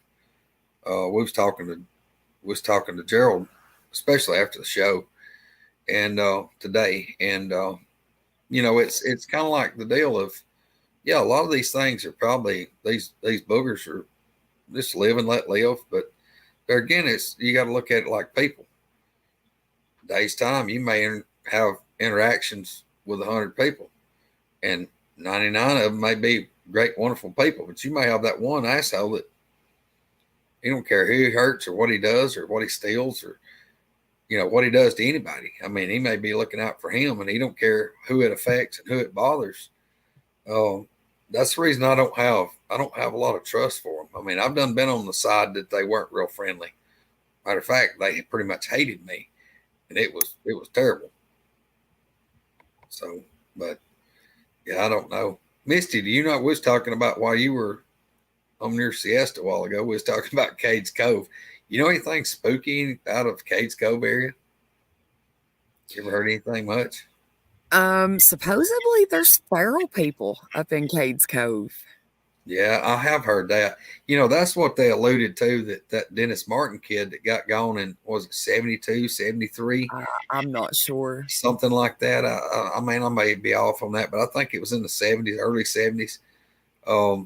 You know, that's, you know, I was in one of David Pilates Missing 411 books. That was pretty much a chapter. And, but, you know, they thought that was, maybe he alluded it being a Bigfoot. Now people are thinking, well, maybe it was a feral people that snatched him. But just like that, like I said, like me keeping an eye on my wife and my daughter, especially, and even my son. If Colt's here, and Colt's he's 18 years old, he's 6'2" and about 210 pounds of, you know, bull muscle. But I still walk him out to the damn car just like I do his mom and his sister. You know, I get thinking about that. You know, that Dennis Martin, they were several people. I mean, they met another family in that opening or field or whatever you want to call it, and they were having a picnic, and the kids got to playing together. And they said that what was so weird was that the other family, their last name was Martin also. No relation, but they just met up there, and the kids were playing, and they were playing hide and go seek or whatever. And the last time they saw Dennis was like 60 yards from everybody. He was just at the edge of the woodline, like 60 yards. Yeah. He steps in the woods and he's never seen again. I mean, yeah, that's what nightmares is made of. I mean, I can't imagine. I can't imagine your kid getting snatched. Well, you know, when we were all up there at LBL, not this trip, but one that we took through the summer with Mark and him. Hell, Mark and I was walking down the road, and I thought Layla was going to come with us. And I mean, I heard plain as day her holler for me, and her say, "Mom." No, we stopped and turned around and waited on her to catch up to us, and shined flashlights and everything looking for her. And we were so far away from camp that like she couldn't. I had to yell at her, and she was like, "What are you talking about?" She was like, "I'm sitting here talking to Donna." She said, "I never yelled for you." And me and Mark thought she was coming up behind us. Yeah, I know Mark said he heard it too. 100% said it was not her. Yeah. But that's when we caught that, whatever it was, eyeshine or whatever, that was standing right there behind us, because I told him, I said, "Mark," I said, "there's something here." I said, "And when I point, you take a picture right where I'm pointing." And the very first picture he took is where we caught something. And he took several in a row. And the first one caught something, nothing else after that. We went back and checked it the next day, and there was nothing there that we could find that would have even caused any kind of reflection. Yeah. So it was strange. Okay. That Verby was talking about, said when they were camping in Sevierville in 1970, my sister-in-law was talking about the kid that had come up missing the year before, 69. That may have been it. But yeah, it was in that Spence Field. I noticed it was somebody posted up a while ago, but that's correct. It was at Spence Field in Cades Cove.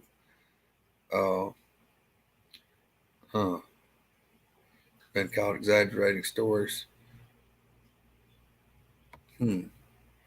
Now you've done something if Lionel Richie busted you.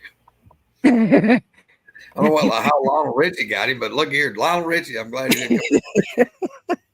Would have been worse if it had been Prince that got his ass, he'd known it. I gotta put some wood on the fire. Hang on. No doubt. Keep talking. Yeah, I don't know anything about that. Ray, you should have came on here with us. You could have. Look at the fun you could have had tonight. Ray, I tried to get Misty to let me fix my beard. I told her I was going to come here and was talking about the Confederacy.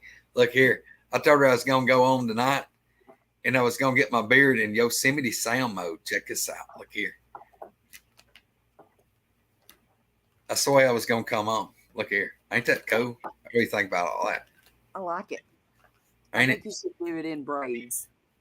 Like I ain't got no braids. I need a hair tie. But I could do it like Yosemite Sound.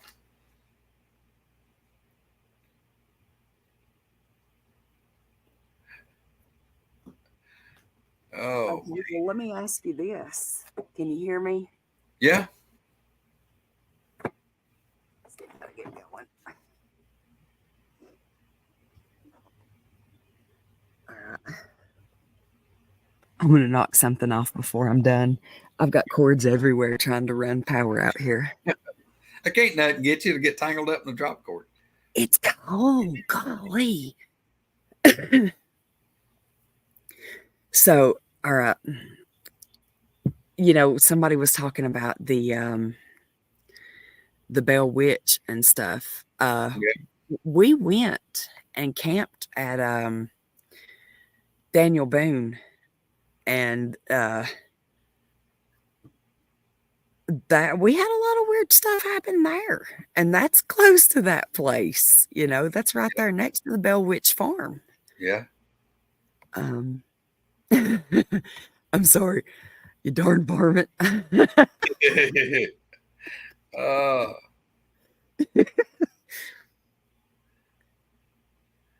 Joyce, you could come in. Joyce could come on here with us. She ain't, look, this ain't public speaking. It's just like we sitting around the campfire talking. That's right. That's what happens. I'll post a link. I don't care. Yeah. Surely to God, as many people as we've got scattered all over hell's half acre, somebody's got to have some type of spooky, scary story from somewhere. All right, shit show Shirley. Surely you know something. You got to know something. Tonight's your night. Tonight's your night to shine. We'll even, me and Misty will even sing. We'll sing, Let My Little Light Shine. You just come on here with us. Well, let me ask you this. What's some superstitions or whatever that you grew up hearing from, like, you folks or your grandparents? Well, you know, like not knocking over brooms, or when you spill the salt, or don't let nobody sweep under your feet. Don't if you knock salt over and spill it, you got to get a pinch and throw it over your shoulder. You damn sure don't whistle at night. Yes. Mm-mm. And if you hear your name called at night in the woods, no, you didn't. No. You be quiet and you start getting somewhere different. Yep. Yes. Yeah. Let's see. Have you ever heard? Let's see. I think everyone's heard that eating black-eyed peas on New Year's Day brings good luck all year. Yeah, I've heard that. I don't think there's much to it. Salt is your left shoulder. Yeah. Yep. Throw it over your left shoulder. Always hand a knife back the same way it was handed to you. I was always told, like, and I still to this day, I will not close a knife behind anybody. Somebody else. I don't. If I hand somebody a knife, I'll close it and let them open it. Or if they can't, I'm like, nope, don't shut that. If you've seen the video, it's going around right now, and I wish I could have found it and watched it again and really memorized it. It was talking about the saying where people, they're telling you something that they're saying, you know, basically telling you, I hope that don't happen. And they go, man, you know, I hope I don't get sick. Knock on wood. Have you heard the whole deal behind the knock on wood stuff? No, but I do that. And it's so funny because, like, you grow up hearing that crap, and I'll be riding in the car and there won't be any wood anywhere. And I'm looking around and I'm like, yeah. All right, look, whatever. From what I saw on this thing the other day, they were talking about that this is traced back and this and that. And they said that, like, knocking on wood, it was like something to do with evil spirits. And, like, they tied all this in to basically that something about the knocking on the wood was like basically saying that you were passing it over to the wood. and like the bad thing going to the wood. So when you died, that the wood or the spirit of the wood could basically, it was like putting a lien on your soul. And I was like, oh shit on I that.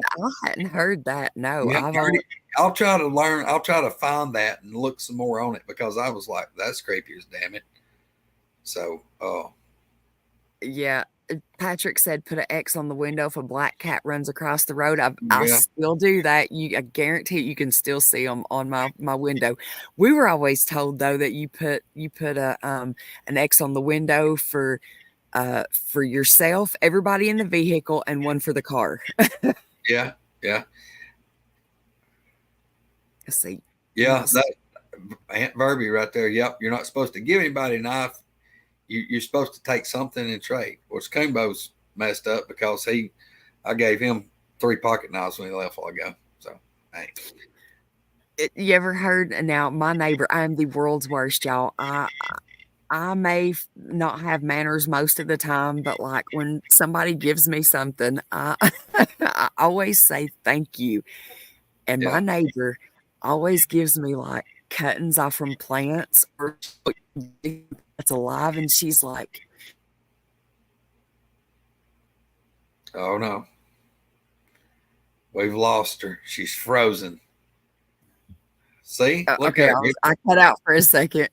All right, try her again. We've lost her again. So, am I cutting out on you guys? Yeah, you're back now, but you froze again and cut out.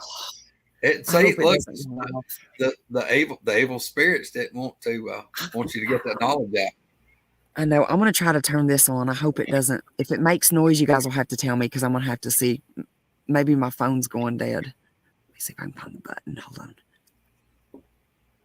I can't stand up in the. No. Oh my God. We'll just let them in on that little secret. We figured out how to get new viewers or new subs.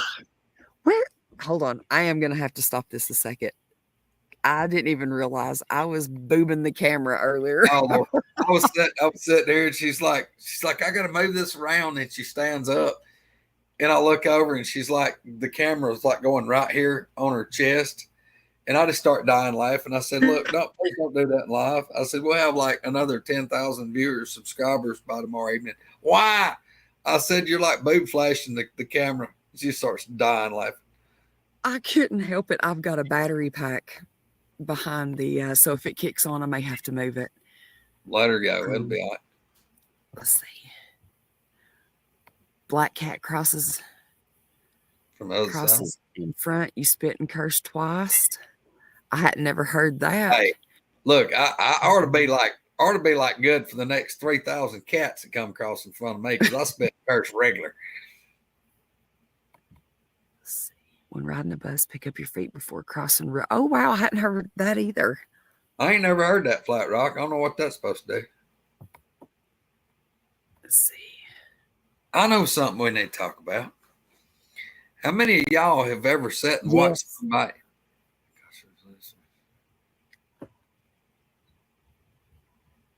It's not my neighbor, Christy. No, it's their neighbor. It's their neighbor. It's your neighbor. All right. Let me jump off in another rabbit hole. How many of y'all? We got some people there. They're us. We're middle aged or maybe advanced.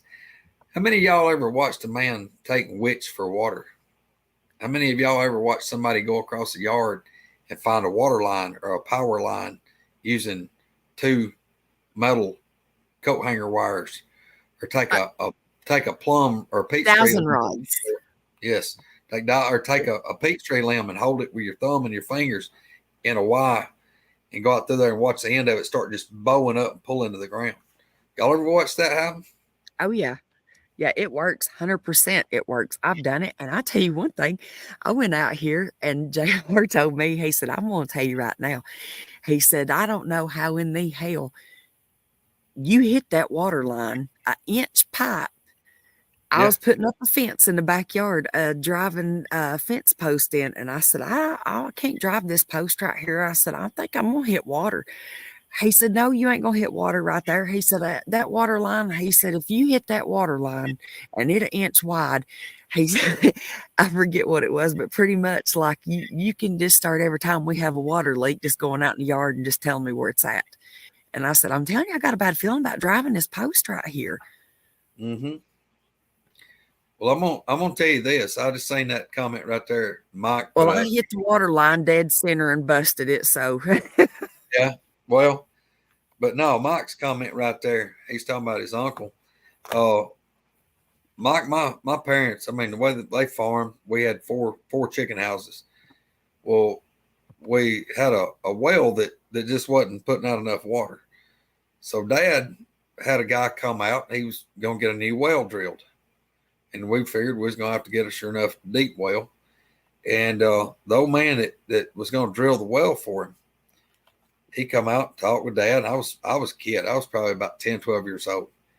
And the guy had probably drilled. If you took all the wells that man drilled, it would have poked through and come out in China. I mean, this man had drilled thousands and thousands of wells all over North Alabama. And his name was Doyle Ponder. And Mr. Ponder showed up. And he talked to Dad. And he told him, we needed a well that hoped we could get one that would supply water to 4 poultry houses and 2 homes. He said, well, we can do it if we figure out where the water's at. He said, there'll be water here that would do it. But he said, look, I'm not going to drill nowhere. He said, I'm not drilling till you get this man. And I can't remember what man's name was, but he lived in an adjoining community, probably 8, 10 miles. He said, you get him to come over here and let him witch that well. And said, he'd probably charge you like $25. But said, you let him mark a spot where we're going to drill. And if he don't find a spot, there ain't no need putting a well. yeah. About 3 or 4 days, that guy showed up.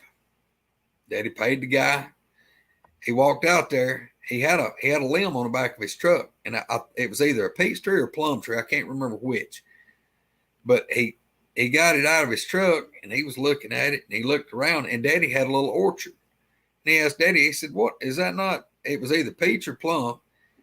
He said, yes, I got both over there. He said, well, let me go get me a new limb. He said, I can do better with a new limb. That man walked over there and carried a little old pair of cutters with him. Yeah. He walked around and he found the limb he wanted. It had the fork like he wanted. And he cut it off, trimmed it up, and it was like a capital Y. I mean, probably 2 feet long. He come walking out across the yard and he asked Daddy, he said, what area do you want me to check? He said, well, we want it over here on this side of the house. It'd be a whole lot easier on kind of our electricity to get to it and all that. Well, that man walked out through probably a 3/4 of an acre part of our yard on that side. And that guy he'd walk back and forth, and he'd walk this way back and forth. And you'd see him stop, and he'd take the heel of his boot, and he'd kick down in the grass and like roll a clump of grass up where you could see the dirt. And he'd keep walking, and he'd come back through, and he'd get close to that spot. Mm-hmm. And I would sit there, and he had the limb, it was laying across his finger and like under his thumb, so it would just hold it. And that thing was sticking out. Well, here in a minute, you'd see the end of that limb. This thing would start bowing over, and then it'd start bouncing. And he'd stop, and he'd back up, and he'd step forward, and he'd back up. Well, he's just standing there, and this thing's going doop, doop, doop, doop, doop, and he'd stand there for a while. Well, he'd move it, and he'd go back. He'd move it around. Well, here in a minute, he asked Daddy, he done kicked this spot in the grass. He asked Daddy, he said, you got a big rock or something we can mark this with? Daddy looks at me and says, go over and get one of them concrete blocks. Well, I walked over and got a concrete block. I towed it over, and that man said, put it right here, right here. So I did, put it right there in the yard. And I listened to this man tell my daddy, he said, now look, when Doyle gets his ass over here to drill this well, he said he's going to drill down about 120 feet, and he's going to hit a good vein of water. But you tell him don't stop right there. He said, it's a pretty good vein, but it won't never be enough water for what you're needing. He said, you tell him to keep on drilling. And when I think it was either 110, 120 foot, something like that. But he said, you tell him to drill down. And if he'll drill down to like 230 feet, he said somewhere between 230 and 235 foot, he said, he's going to hit a vein of water you'll never pump dry. He said, you let that well pump wide open 24/7, it'll never go dry. couple of days later, Doyle come back out, brought his well drilling rig. Daddy told him what the man said. He said, look, Doyle, he said you'd hit water like 110, 100, whatever feet. He said, don't stop. He said, he said, matter of fact, he said, Doyle's going to think that's plenty. He said, you tell him no. Said, keep going. And he said, look, you're going to have to drill down about 230 or so feet, whatever the man said. And he said, when he hits that water, he said, that'll do anything you want to do. Y'all, they set that well up, and it wasn't 50 feet to where I had a swing set. It was in some big old elm trees. I sat over there and just watched them guys drill that well and drill that well and drill that well. The first vein of water, they didn't miss by 5 feet. They hit a vein of water. Doyle told my daddy, he said, well, he just damn near hit that in perfect. He said, what are you going to do? He said, keep drilling. That's what he said do, wasn't it? He said, well, yeah. They kept drilling, and that man, he hit it pretty much spot on, that other vein of water. Ain't that crazy? We wound up, not only did we do 4 commercial poultry houses with thousands and thousands of chickens. These chicken houses was 40 feet wide and 350 feet long. We also added, back then, they had cool cell pads. You had to run water. It was like a mister system. So it used a lot of water. Then Dad had 2 greenhouses that were 40 by 150 feet long that we had to water all those plants. We had our house, and my brother had a mobile home. So it supplied all the water for 2 houses, 4 commercial chicken houses, plus we watered cattle out of that well. Yeah, that sounds like it never got low, never went dry. But that old man hit that spot on that well. I mean, that was impressive. But now I noticed a while ago, I think Pat posted about laying a broom straw on a watermelon. And if it's ripe, that thing will turn. You can lay it up there, no wind, no nothing. And that broom straw will sit there and be rocking, and all of a sudden it'll just whip. It looks like a compass needle. I don't know how that works. But talking about the dowsing rods or whatever, when I worked at the gas company, I used to put in gas lines. We'd have to trench around people's houses. A lot of these people would either they bought the house or some of them did build it, but it'd been years since they had anything done. Be like, you got anything buried out here? I don't know. Or, well, there's a electric wire going to that building. Boy, do you know where it's at? Nope. There's a water line out here somewhere. There's no telling how many people that I've asked, hey, have you got a wire coat hanger? If you got a metal coat hanger? Yes, I've watched my papa do it. Yes. Yes. And y'all, we would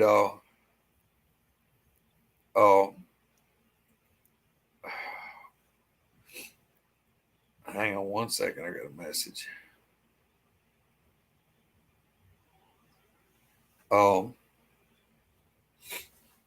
We would I'm trying to stop. My phone was going crazy. I swear, y'all kill me in chat. I love y'all so much. I'm ain't it to Grace, folks. Anyway, that's what it was. Ray said ripe fruit secretes gases is why it does that. And Hillary says, so does my husband, Ray. Oh, my God. Hey, look here. Don't be talking about people that's got the vapor. I got the fire going, is Look what there. it is, Kathy. There it is. She said, I hope you're smoking or else you have a vapor behind you. No doubt. That's medical grade.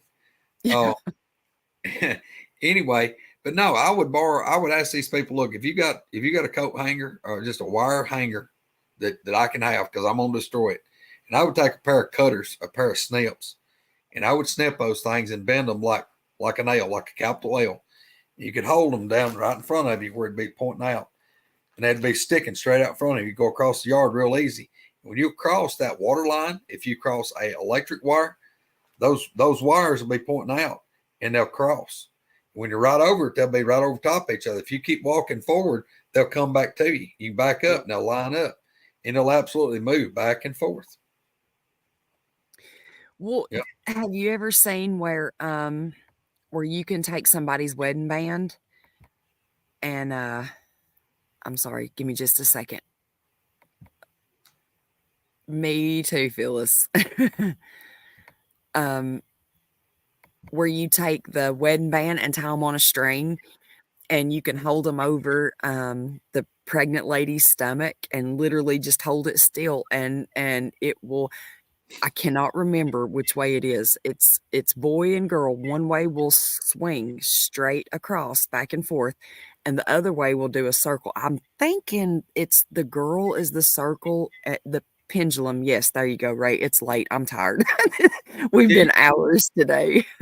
You know what bothers me? You know, I reckon it's frowned upon if you walk up to a pregnant lady and thump her belly just to see if it's ripe. No, hey, I used to do that all the time. Like I could sit and you can hear a difference depending on what side they're laying on. Really? Grace says clockwise for girl.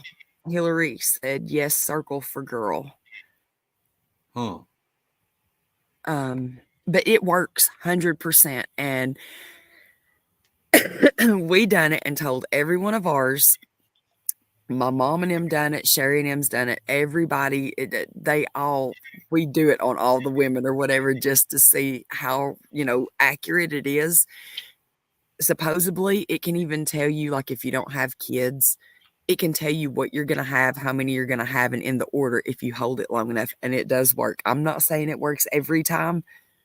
Most of y'all know Sherry does not have kids. Sherry's never been able to have kids. She had to have a hysterectomy. She treats all of us. As I always say, she never needed kids because, she always had all of us that she is raising and taking care of. But, it never would work on her. It wouldn't move. And she was never able to have kids, and it never would move anytime you would hold it over her. It always worked on me, and we done it on, it might have been Jennifer, maybe before she even had kids. And it changed and said whichever one that we done it on, that what they were going to have. So, yeah, it will predict your kids in order and stop when the number has been reached. That's right. And it works. Now, how crazy is that? I've watched it go in a circle and stop. It'll either way it's going, even I'm talking like this, and then it'll just slow down just enough to where, it lets you know that it's stopping. And if it's another boy or whatever, it'll pick back up, and then it'll slow back down. And then if it goes to a girl on your third one, when it starts getting slower, it just start doing circles. And like she said, when it's done, it'll just stop and just hang there. Yeah. That's one of the craziest things I've ever seen. Wow. Intention. I mean, some of y'all out there, if y'all have got something posted up, and we may have heard of it, and we ain't clicking on all cylinders usually. So, I mean, hey, help us out. Tell us something we may talk about. We've already done one show. I've literally been podcasting between setting up thumbnails and setting up this show and getting ready and all that. So I'm not, if I'm mumbling or kind of distracted, I've not even had supper yet. Like, oh, really? Joe made pork chops, and I ate like 2 bites of my pork chop, and I've had a sausage biscuit all day. So, well, hey, forgive me if I'm crazy. How good was today's show, though? Hey, did you know if you bit your tongue, you've recently lied? Really? It was a good show, and I am so glad Gerald came on and feels comfortable talking to us. Oh yeah, y'all. I mean, that's tough to share with folks. And I sent him a message after the show, or about 8:30 tonight. I noticed it like about 8 o'clock. It done had nearly 700 views. Thank you. Thank you, Art. Yeah, but y'all, Gerald is a super, super nice guy. Devout Christian feller. He's a good dude. Oh. It was a good show. Yeah. Oh, let's see. Mark said, planting crops at different times, like don't plant on bloom day or plant full moon to get higher plants. Yeah, that's just like the farmer's almanacs. Oh, Lord, that's what I was going to say. That goes back to my Aunt Verby's mother, my granny. Lord, that woman, she lived and died by the damn almanac. Now I'm talking about to the point of it wasn't just, hey, we got to see if the signs is in the feet, the hands, the back, the head, the whatever's. And it wasn't just, hey, if it's time to plant this or plant that. I remember going with her to a doctor's appointment when they'd go to reschedule a follow-up visit. When they'd say, well, Miss House, can you come on this date? She said, well, hold on a minute. She'd dig through her purse. She'd whip out that almanac. She'd go down in there and she'd figure out what the signs was going to be for that day. And if she was going to a doctor about this, if the signs wasn't right, she's like, nope, I'd come. Signs be right here. And she'd tell them what day she'd come. She would not go. Well, I apologize if we're cutting in on somebody's time or show. It's not like we're doing it on purpose, and it's not like we do it every Sunday. So, sorry, guys. I wonder who's on Coast to Coast. I don't know, but I apologize if we are. Yeah, they just gonna have to scrouge up. I'm being nice here. Catherine, yes. Thank you guys for hanging in there with us. Seriously. We're waiting on Shirley to kick the door open and come on in here. Fingers crossed. Fingers crossed. Let's see. Yeah. Oh, he said, I think that's Doug Highcheck's show. Well, if it is, I'm sorry, Mr. Doug. He coming on at 2 a.m. Eastern, 1 a.m. Central. I don't know where he is. I don't know. I don't know either. I don't know where he's at. But I do apologize. Yeah, we wasn't trying to get nobody for nobody. No. How many folks have we got in here hanging out with us tonight? Catherine said it was worth it. I'm a shy girl in public. It's 2:00 and there's 103 people in here on a Monday morning, I guess now. That's awesome.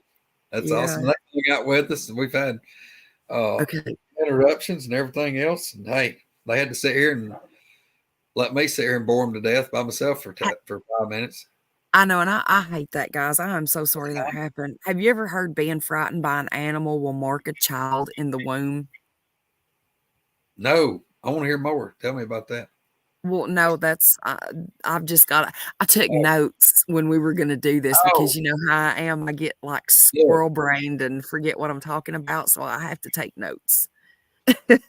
Yeah. Well, look there. 3 days said he's about to go to bed, and so it's still on. We appreciate you hanging out with us, brother.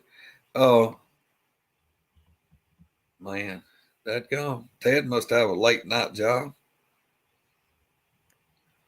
Look there. Pat Noble's there still working, I guess, till 6 a.m.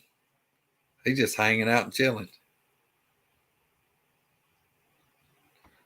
Yeah, we appreciate it, guys. I mean, look, I'm blown away that people find us interesting most of the time anyway.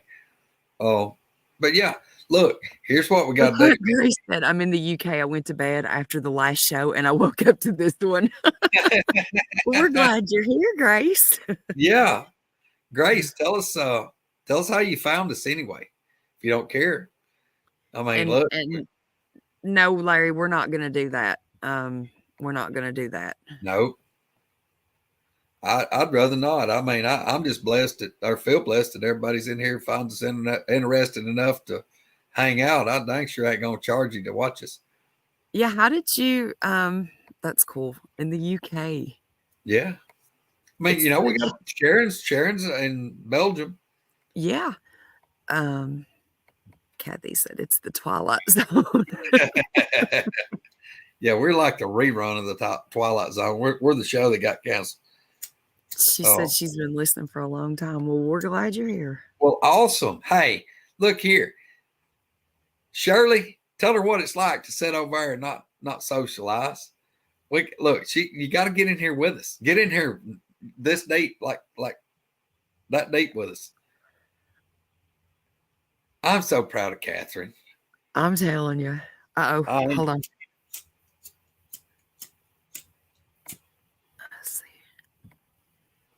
I highlighted all the comments. I thought I was about to screw something up. Yeah, yeah. Donna had a birthmark, or I mean, her daughter had a birthmark on her knee, and when Donna was pregnant with her, you know what I'm gonna say? She hit her knee really hard on a coffee table, and it made her sick to her stomach. And where she had a mark come up on her knee, Jennifer got a birthmark there. I'm pretty sure it was Jennifer. All right, look, let me tell you this, Misty. How weird is this? My grandpa was born in, if Verby's still watching, she correct me. I can't remember right now. He was either born in 1905 or 1907. But look, I come along in 1974. So we're talking about long time difference. Long time. No, he would have been, anyway, a long time difference. I'm 74 model. All right. He had a birthmark on his chest, like right here, the size of a quarter, nearly exactly the size of a quarter. And it was wasn't just super dark brown, but it wasn't real light either. All right. The doctors back before I was born was afraid that was going to turn to a cancer. So they talked him into having it removed, which left a slight scar. When I was born, and what I still have is a birthmark in the exact same spot. I'm talking about exactly where my grandpa's birthmark was. Same spot, same side, same everything. Somebody in our family has got the same birthmarks. Oh man, I cannot think right now, but yeah, I'll tell you what. Now that ain't the first time I've heard of that though, of people getting, and have you heard that too about if you come back? I'm mumbling. I'm sorry. I'm tired and I'm hungry. Oh Lord, her stomach, that growling's her stomach. I can't think when I'm hungry. Get hangry. Yes, angry. But I lost the train of thought now. The daggum birthmarks or whatever. Have you heard that like a lot of times that birthmarks are what you get? You could Ray Dunn said it before I could get it out. Yes, that's exactly where I was going with this. Well, look, Trying to. me and my grandpa must have both been killed in previous life, was shot through the heart because it's right over my heart. Yep. Yeah, they say certain birthmarks and certain depending on the color, the shape, where it's at and all that, can kind of tell you what happened to you in a previous life.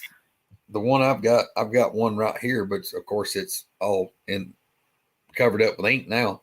But I've got one that lays right here, and it was shaped about, think of a cigarette butt. If you've been a cigarette butt, about like a banana, but it's right here. I don't know. I mean, it was that one. It was right here. I had that one and the one right here, and that's the two that I had.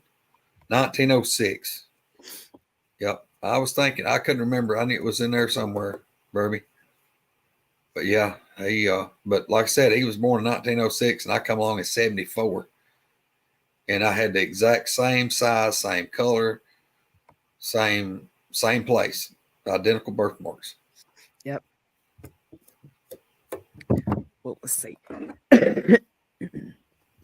I can feel my it's damp out here. My computer is soaking wet. That ain't nothing for you. Everything you got electronic takes a bath with you. How about that daggum freaking Kindle? Hey, I'm telling you, you can't beat them. I sent them a picture. Was it this morning? And I was like, look, check it out. It's on. Still working. She goes, every time she sends a message, I'm like, always like, what y'all doing? She's like, she texts back, I'm fixing to get a bath. I'm like, don't get electrocuted. She's like, got She's like, well, I was going to make some toast, so I got taking a bath with a toaster. I'm like, quit, stop. Yes, that's it. She's waiting on Aquaman. I tried, Catherine. It didn't work. I think that's what it is. She had Aquaman pictures on her Kindle. She's dunking it in a tub, open something. You think it's like the little monkeys. What is it? The little, like, throw them in the water and grow a little gremlins? Monkey family. What is it? Yeah, the gremlin's gonna pop out. Sea monkeys. Let's see. Verby, I don't remember, but yeah, I know you got to remember Pop having that birthmark right here on his chest. Mine's about that big, about the size of a quarter right here, and it's perfectly round. Sea monkeys. Yeah. Yep. My grandpa, Pop, he used to, when I was a kid, be running around the house, our house, when I wouldn't have a shirt on when I was a kid. He'd say, "Come here." He said, "I used to have one of them right there, same spot," and they took it off. How about that? Yep. Let's see.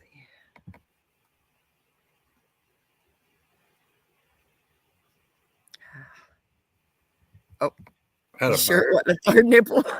Hey, that's almost what it looked like. It didn't have no nipple to it. It was smooth and flat. But would it be cool to have a damn third nipple? Come on, really? Hey, they say Mark Wahlberg's got one. Really? Yeah. He can keep it. I don't need to see that. Well, Let's they call you a tri. Well, that make you like a tri-boob or what? see. I get it. Could you, y'all, look, if I had 3 nipples, they would all be pierced. I don't care. I'm like, you're going to know that I got 3 titty nipples. you get you like a chainsaw chain to go from one to the other.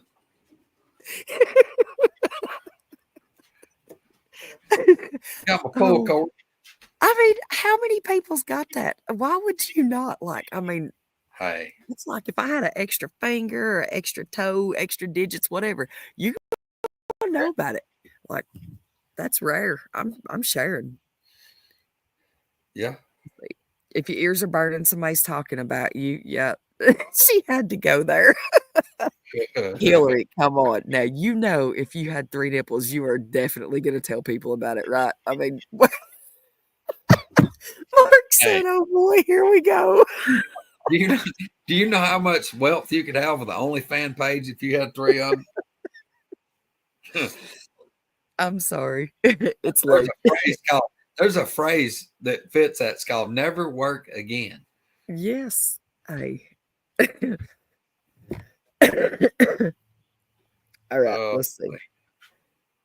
Sudden cold shivers, somebody stepping on the grave of someone close to you. Now, I've heard that one plenty. Yeah, sure. Yes. Yes. Can't run through the junkyard. Hook up a battery charger on them things. Well, Knock on wood. Look hot over here in the negative arm. We'll see if sparks fly off from number 3. I've never heard that. This one says knock on wood to keep stuff from happening.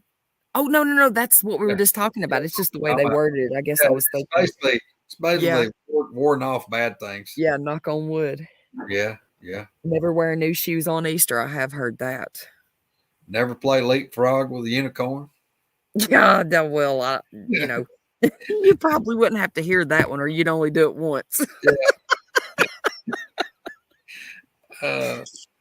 I'm smoking. Spencer's just gonna have to get over it. He'll be all right. Oh.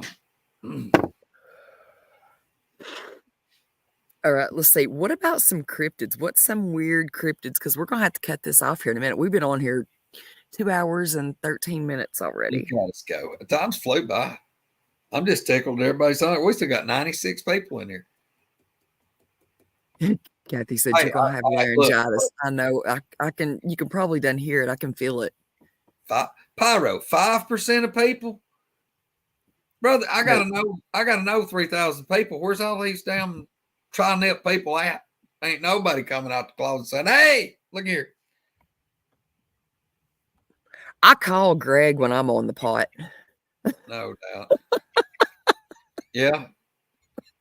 Every now and then, I keep thinking I'm off to be like a cheerleader. I'll be like, push it out, shove it out, way out. Yeah. 5%, man. That's strong, Pyro. 5. That's a lot of people. How come nobody ever? You ever heard anybody that had just had one? No, but I ain't too. I mean, where would it be? Like a cyclops? I don't Maybe? A boob clops? Yeah. Hmm. True Look here. friends. That's right. Yeah. Hey. Hey, there's no secrets amongst this. Union it. I think everybody's like us. They're tired too. No doubt. Hey, they hanging in here though. Look here. They just know something about jump off. Pyro said, I feel left out. I think I'll put on an electrode under my shirt. Oh There my you gosh. go. That's like them TENS machines. Have you ever used one of them things? Let me tell you what my mom did to me. This is so off topic, but I swear to God, that woman, she's a devil. What'd she do? She's meaner than damn it. I mean, like, she really is. Like, she knew I was hurting. Like, this has been years back. And I mean, I literally was having to go to the doctor over my back, and they were putting shots in it and everything. Like, right after my second daughter was born, the muscles in my back stretched like way too much. And I was on a walker for a little over a month right after she was born.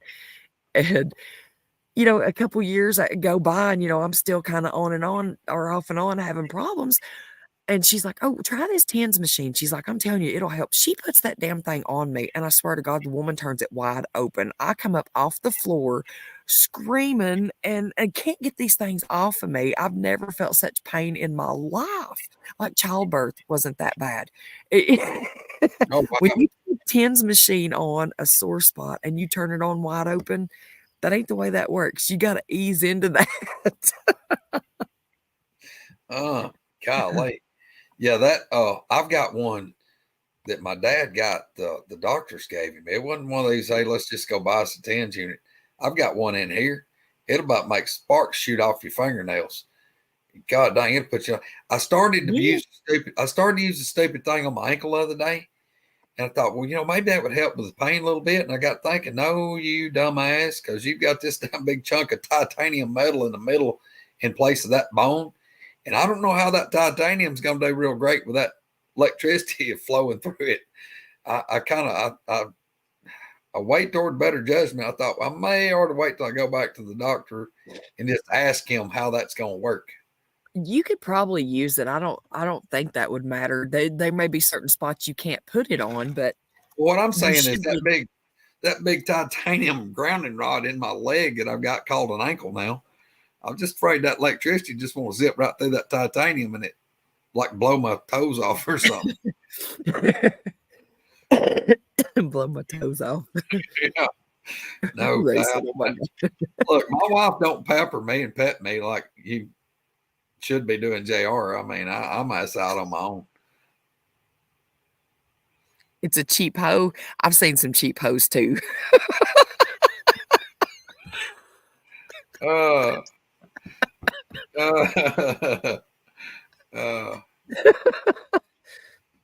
Oh, y'all. We better be wrapping this up. It's getting late. Well, let me tell you what I meant to bring up a while ago. You do realize we're not, but probably about 7 weeks from a great, wonderful holiday called Halloween. Oh, we got to talk about that right quick before we get off here, because I was telling JR beforehand. Great minds think alike. Guys, okay, while we're on here and while there's still 94 people on here, what would y'all like for us to do for Halloween? Like, listen, let me tell you, this is I wanted to do this last year, and I can't never get Spencer on board. He's going to kill me for saying this, because he's always like, you bitch, you just say stuff like that. It's not true.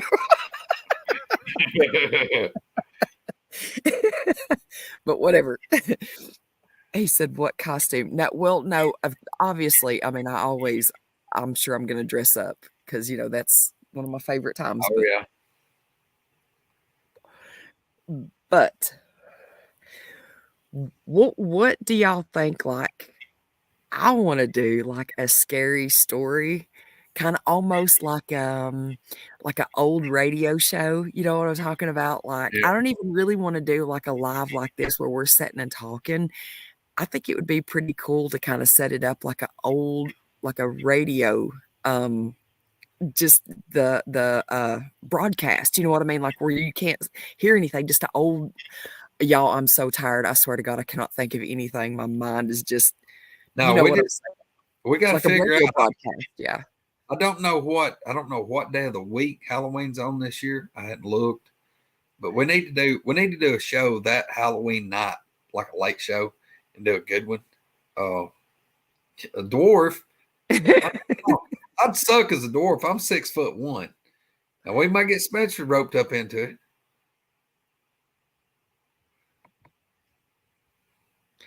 I would be good with that. If we could figure out how to set that up to where we could do it, we could maybe do if we done it like a radio broadcast, we could maybe do it like with the live link and just have it set up to where it's like our pictures kind of like this maybe or something. I don't really know. I'll have to figure out and see what we can do. Let's see.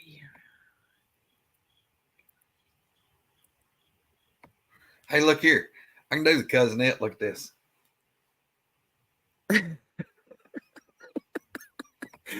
That's how you remember. I better not say it. We'll get in trouble. I got my look. They start mask mandates again. Yes. I got it built in. Look here. That's the way I'm gonna go to Walmart. That's what I was gonna say.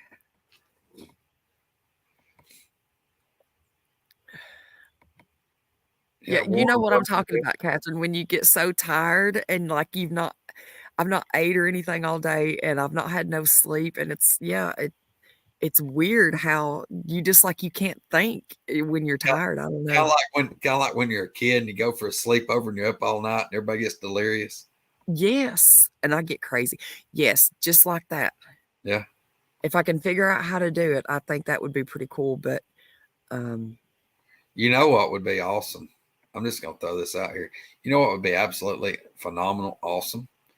Would be if you and JR and if we could get Spencer to come and a few of us come here to the man cave Halloween and do a show from here, and we could sit on the deck and yeah, but I can't do that. I mean, I can't come back after just coming to Alabama for the first week.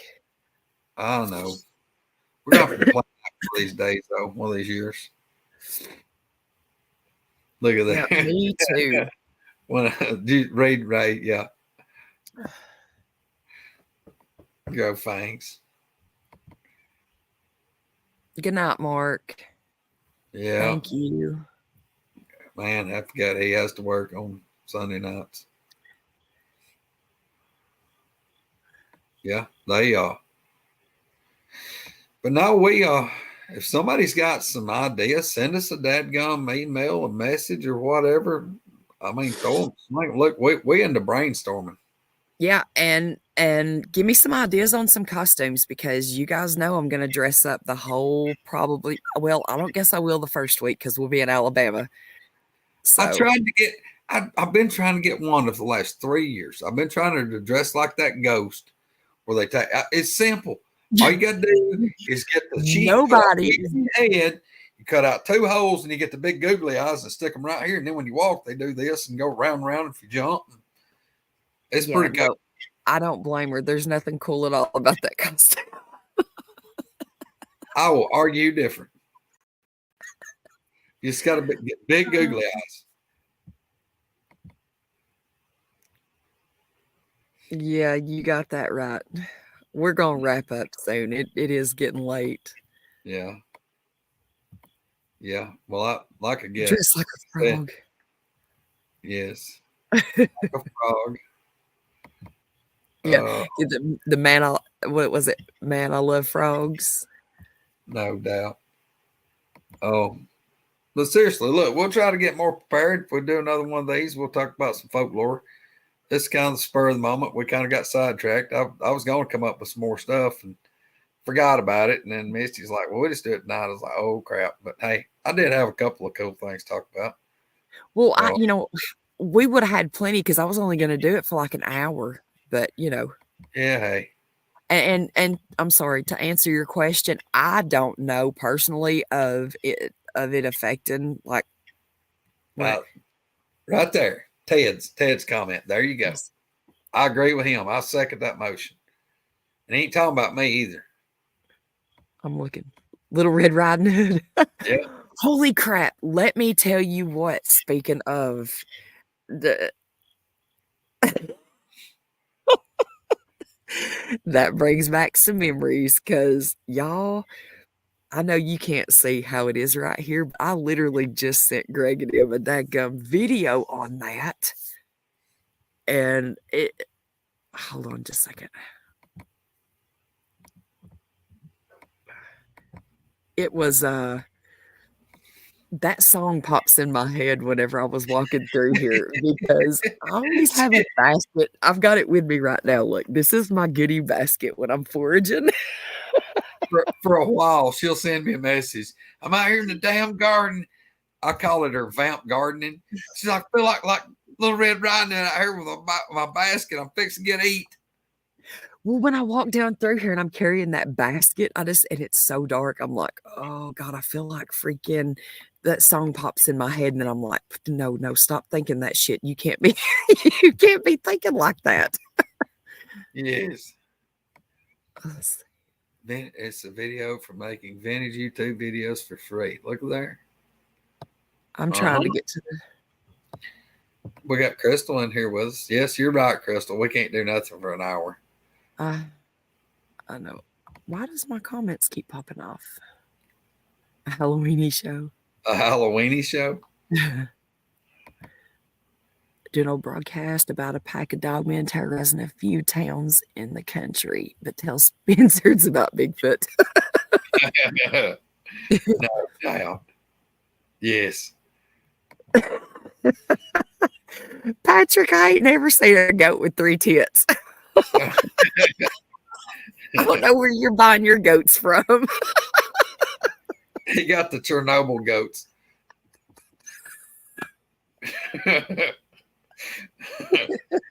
Look, Misty, their milk glows in the dark. Yeah. These are from Chernobyl. Russian goats. I'm sure we will. Yeah. Wait, look, we've got slack on our late nights and we got to do some after hours again. Yeah. Really? Yeah. Will you send me that, or if it's a link or an app or something like that, will you send it to me?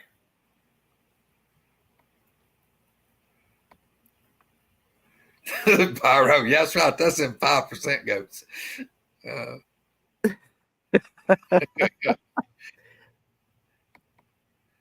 Oh man. 5% goats. I just got what he was saying. Yeah, got 3 nipples.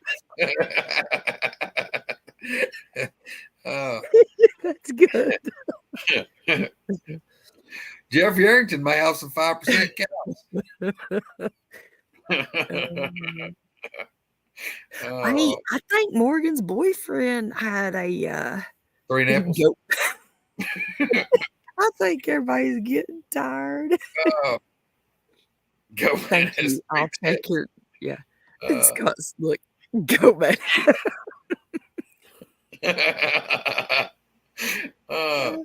Hey, that may not have been a third one, may not have been at the edit, and this may have been really cold outside. Hey, he's a grower, not a shower. Yeah.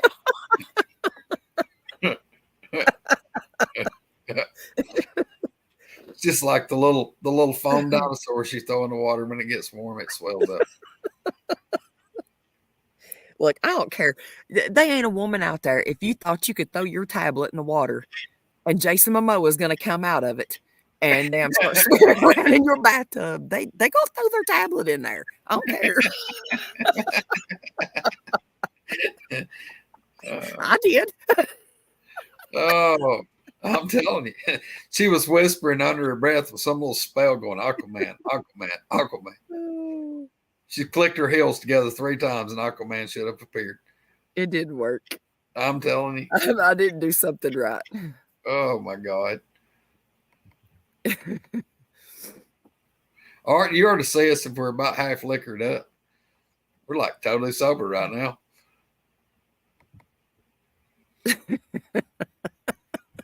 I'm never gonna live that down. Oh, no. I'm It's not the auctioning, amount, it's the size of his mushroom. I'm auctioning that sucker off. Look there. There's Sharon. We was just talking about Sharon. Hey, Sharon. Yeah. Awesome. I'm crying, y'all. Can you see the tears running down my eyes? Oh, man. Yeah, they Sharon, we got somebody from England in there was tonight. Yep. So look here. Bridging across the pond. I can't even see now. Oh my God. Yes. I wonder what the percentage of growers versus showers is. Pyro, Pyro, give, hey. give us a number. Well, I can tell you from no. Well, we won't talk about that. I'm waiting on Pyro to pop it up. 52.3%.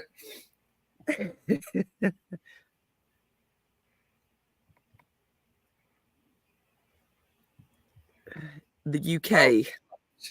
She's in the UK. Yeah. Ah.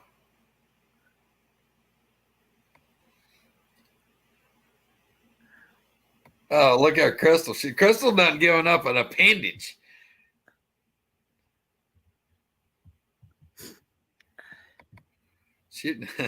Crystal just wanting to whisper. Hey, see? She's wanting to whisper sweet somethings in his ear. Not nothings, but somethings. Yeah.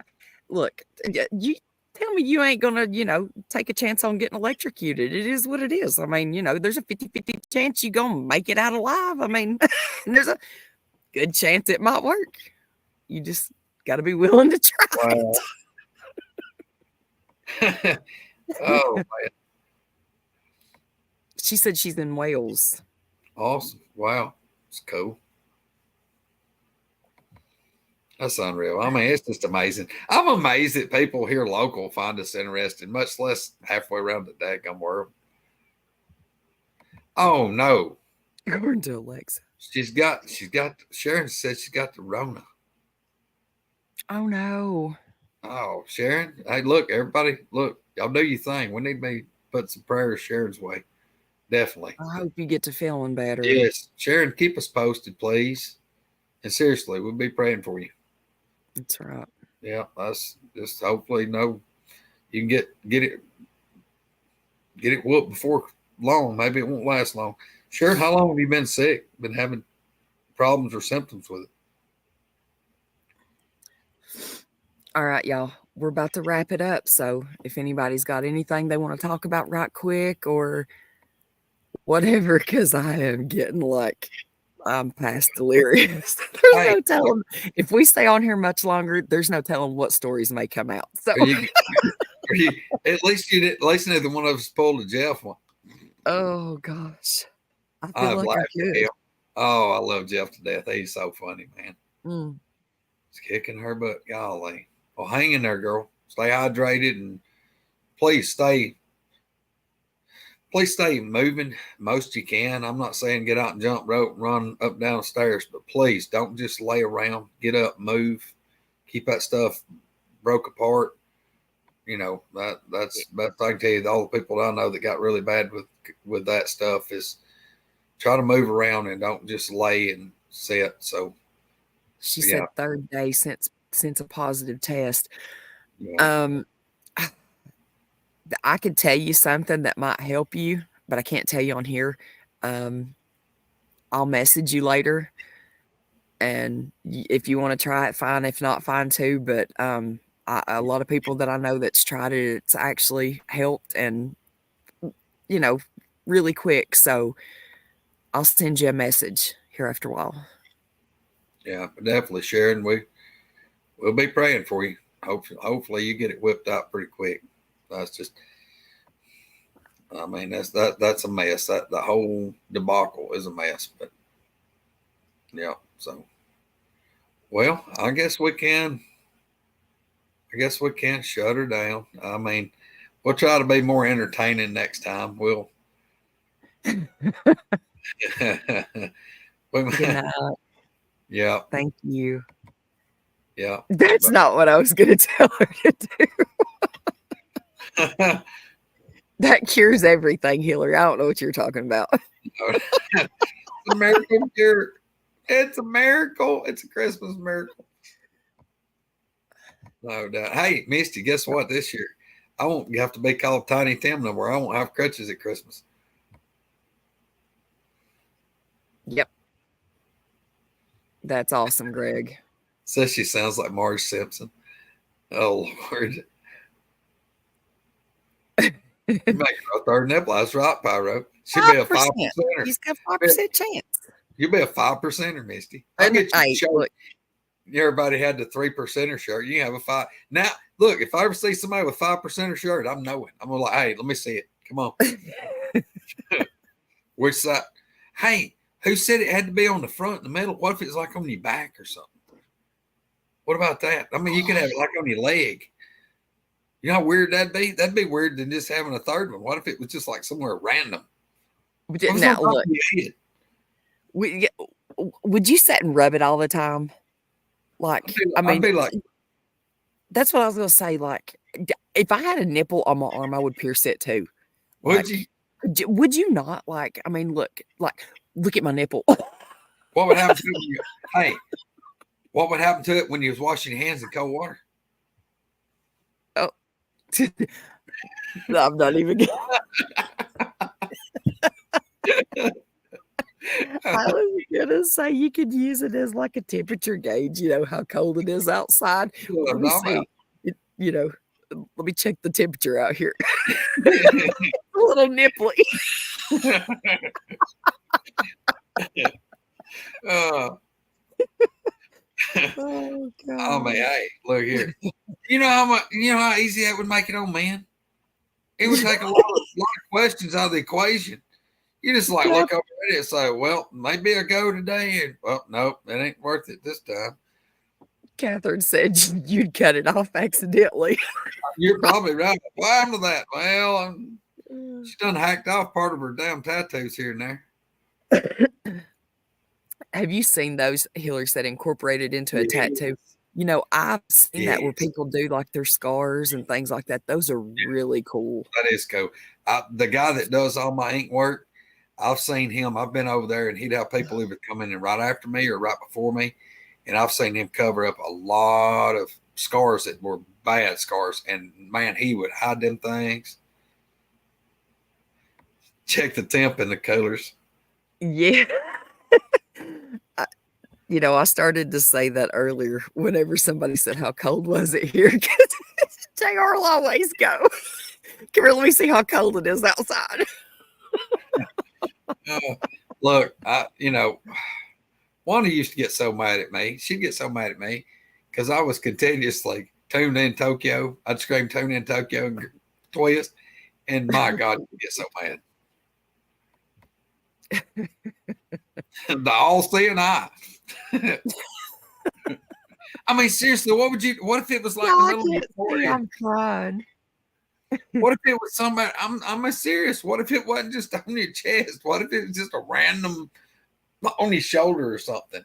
I'm sure that happens because it would be just a twin or something. You know what I mean? Like something that's like left over that didn't get dissolved, or you know what I'm saying? Like it.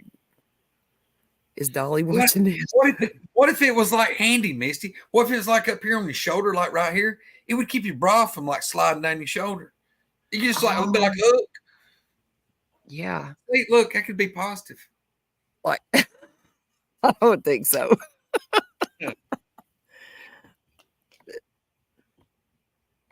No, Ray, that is not true. Like literally for years, JR used to hate me because I was really bad about that. Like just randomly out of nowhere, I'd just reach over and I was really good at like just What does it to me now?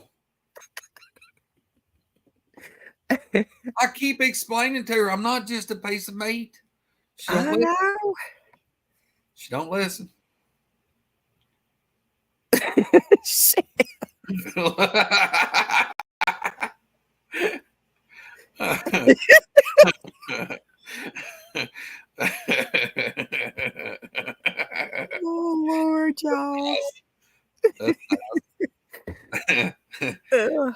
Okay. Hey, look, there's certain things that my wife does to me, and it's not nice, and it does make my voice go really high sometimes because it's traumatic. It's traumatic. I guarantee it, you deserve everything she does to you. I didn't say I didn't deserve it. It's still traumatic. It's say it with me, traumatic. Traumatic. Yes, All right. yes. Catherine, are you really not going to get to come to the meet and greet? She's pretty far away. I know. On the fire. I don't know how far that is for her, but she's in like Ohio. I think she's in Ohio. Catherine, on the map, it looks like it's all downhill to get here. Come on.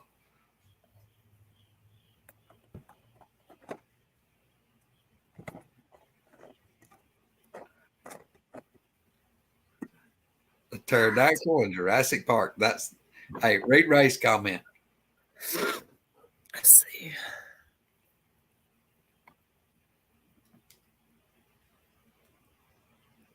I don't see it. It says, my hummingbird morning glory tattoo looks like a pterodactyl in Jurassic Park.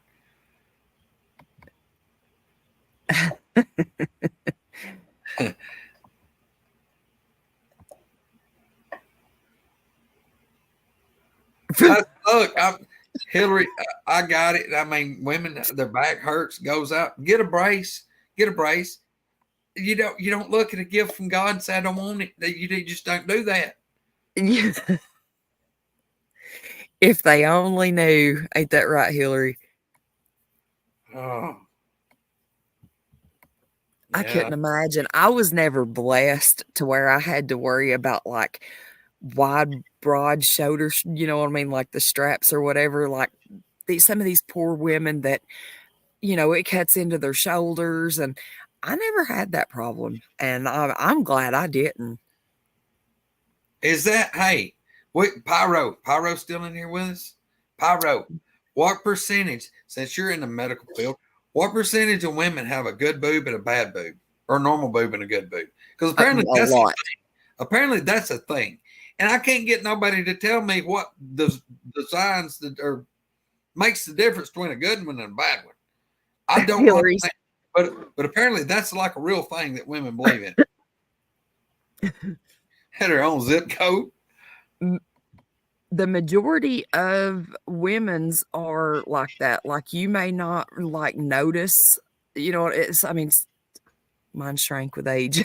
Mine didn't shrink. Mine just started damn.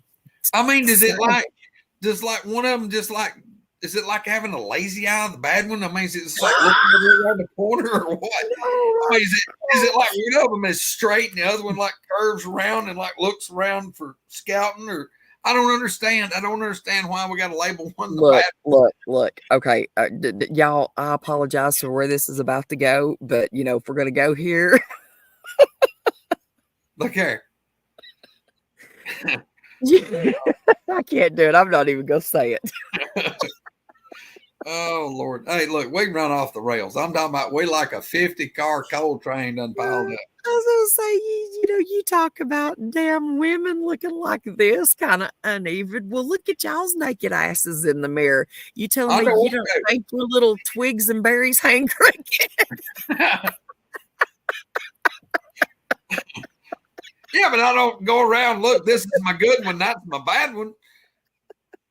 I don't like label them. Look, 1 in 4, Pyro. Hey. Oh, so that means there's 3 people out there to every one that's got a bad one. So there's 3 that's got matching sets. I mean, do you like go in and get them like aligned up or what? I mean, I still don't know what's wrong. I mean, is it like one looking up, one looking down? I just don't know. Yeah, you know, I think it's kind of like a goat when they get mastitis, maybe.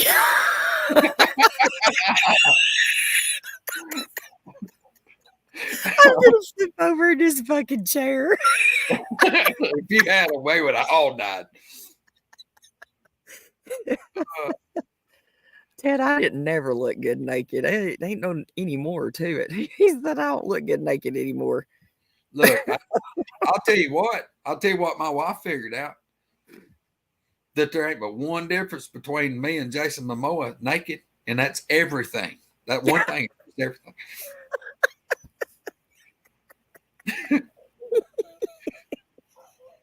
Yeah. All right. I don't know how we got on the titty subject, but Hey, it's funny though. oh, Chef said, okay, this is really taking a left turn. You know It's what? Greg's fault. It's Greg's fault. We're just gonna blame it on him. The last 45 minutes we ain't lost but one person though. Look, we've had them here with us. They've hung in here like the old rusty fish hook. We'll get back on here. We'll try to be a little funnier. Lord. Oh man, I'm telling you, right? Hey, look, Ray, it ain't but one difference. Ain't but one. Look, that's a win. That's a win, sister. That's a win. Ain't but one difference between me and Jason Momoa. Art said titties are food related. That's correct. That is right. Y'all got to give me a second. I've laughed so much. I'm about to start boogering everywhere. Oh. Well, we have a huge bump on the road nearby. We all call the titty whipper. Oh my God. oh Yeah. my Lord. Hey, when you come into the county I live in, it says at the down county line, it says rough road ahead, please fasten seat belts and tighten your bra straps.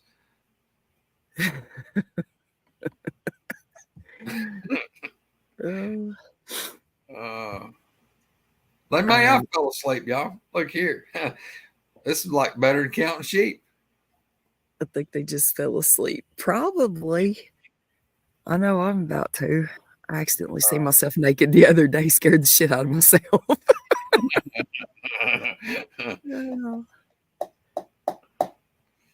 Y'all, I guess we can let them go into slumberland. Don't be wrecking on the way home. Everywhere. Oh my gosh. Hillary, are you coming to the meet and greet? Crystal's coming, ain't she? I'm pretty Yes, sure. last I heard, she's coming, and thank goodness. Thank goodness. I think she'll have a ball. Yeah, I think Crystal's going to come pretty early, like a few days early. Oh, good. I think Sherry may be going up like Tuesday or Wednesday. Yeah. Well, I'm planning on going Thursday. If nothing unravels between now and then, that's what I'm planning on, is going out Thursday. I have to be back. I got a tattoo appointment that the Monday we're coming back or whatever after the meet and greet. So I have to be back, and I had to reschedule it. It was supposed to be at the end of August, I think. And I had to reschedule because I got poison ivy when I was trying to get freaking elderberries and stuff out of the field. What we gonna get? I don't know. I mean, I do know, but I don't know. She's drawing me something up. It's going to be a Bigfoot, but I don't know what it's going to look like. She's doing a cover up on my arm right here, and she said it'll pretty much take up the whole spot. But it's because she was like, well, what would you think if I put like some UFOs or something? I said, look, I trust you. You draw me something up. So she took a picture of my arm, and so she can sit and try to get it all going. So I don't even know what I'm getting. All I know is that I've got an appointment and I trust her. And so we'll see what happens. Look, y'all, I think she's chickening out on me because I done told her if she's going to get one of her Woodwalker logo inks.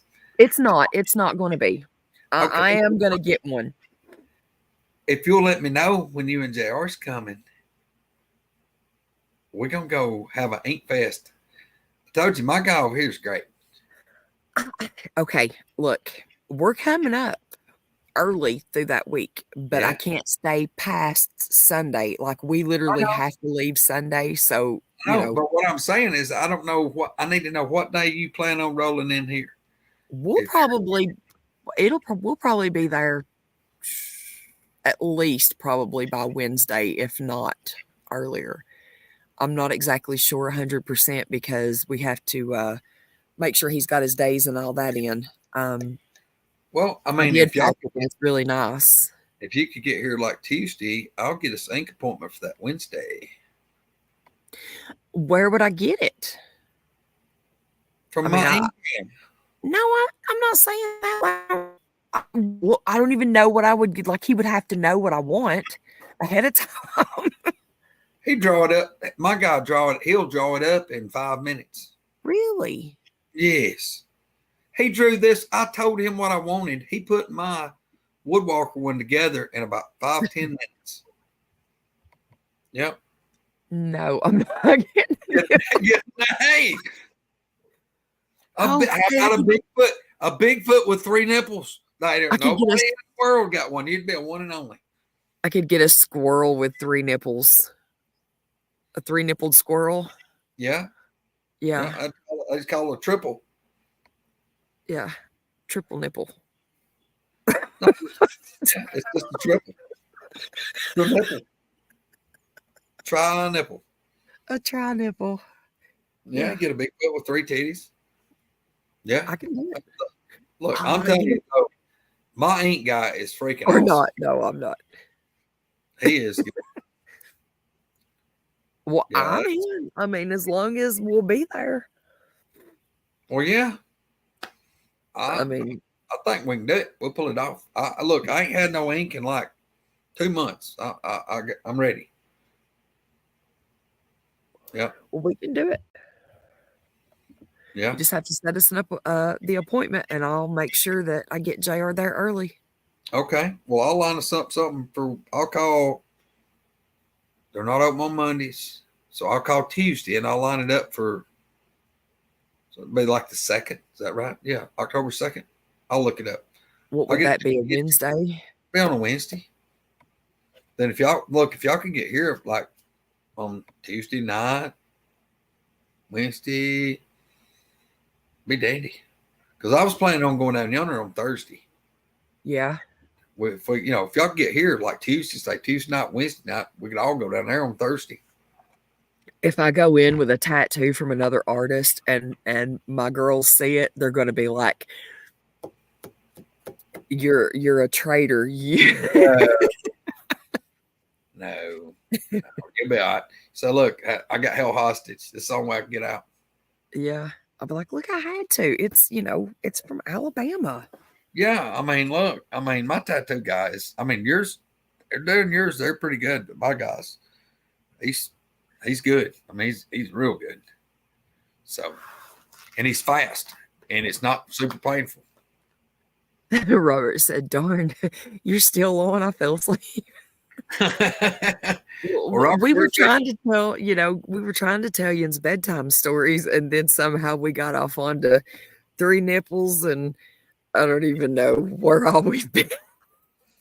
Now, look, I've lost track of time. I believe I've been abducted. I don't even know what else happened. Y'all are getting a glimpse into the life of Squirrel and Greg, because most of the time, this time at night, we're actually texting back and forth about kind of like what we're talking. Y'all just getting a glimpse. Yeah, I can't call Greg at night because JR's like, "I can hear you and Greg in there talking. You're going." So we text. I'm trying tendonitis in our thumbs. I'm trying to sleep. So I've learned that like I have to be really quiet or I have to go outside. Yeah. She goes out there and tries to be a little Red Riding Hood. Hey, I think I may do that as a costume. I was going to do that last time. I've got what I'm saying. Yeah. The cape. Okay. The red silk cape. Yeah, I've got that. The hooded cape. Kathy said eat some protein and go to bed. I'm not eating anything. I'll eat in the morning when I get up. It's She too probably late. just sleep an hour and a half. She'll be back up. No, I'm not. But we are going to have to end this. It's been almost 3 hours. Well, Last thing I remember was listing superstitious things. Well, Robert, you missed a lot. Yes, Robert. And Yeah. no, Scott. No, Not with 3. No doubt. I could put a fake one on my costume, maybe. Put it on the back. No, I'm gonna do it on my head. What was that stupid ass movie? You remember that? Where they had the titties on their heads. That was so stupid. I must have, Yeah, it I was. saw it. It was one of those stupid freaking. The most awesome thing in the movie that had that was It was dumb. Austin Powers, where they had the film bots with the gun barrels come out, and that's Yeah, it was one of them movies like that. was One it? of those stupid ones. I don't remember. Well, y'all, thanks for hanging out with us. Grace said it's daylight here now. Oh wow. Yeah. All right, y'all. It is. It's almost 2:00 here my time. So Yeah. We'll try to be more entertaining next time. We'll be prepared. and we'll try not to get sidetracked. I don't know what happens. I literally I even took notes so we could stay on track. It kind of derailed us when everything kind of Coneheads, yes, Pyro, yes. No, yes, that was it. But freaking little Nicky, where he's got the damn you remember the dude's got the titties on it. Oh my God. Little Nicky, Adam Sandler movie. Oh God. Because he wears a bra. Catherine's got jury duty tomorrow. She'll be like dozing off during jury duty and going 3 titties. 3 titties. Oh my God. They'll be like, She's lying. She's lying. oh. Oh. All right. I'm not even gonna do the outro, so Yeah. Big love, y'all. Thanks again. We'll see y'all, I guess, Sunday. And Misty, I'll talk to you in a few hours. yeah. All right. Love I y'all. love you guys. Thank you so much for hanging in with us. Sorry we got so sidetracked. Maybe we won't talk about boobs next time. No, we But, might. you know, We might. we probably will. See y'all. Good night, everybody.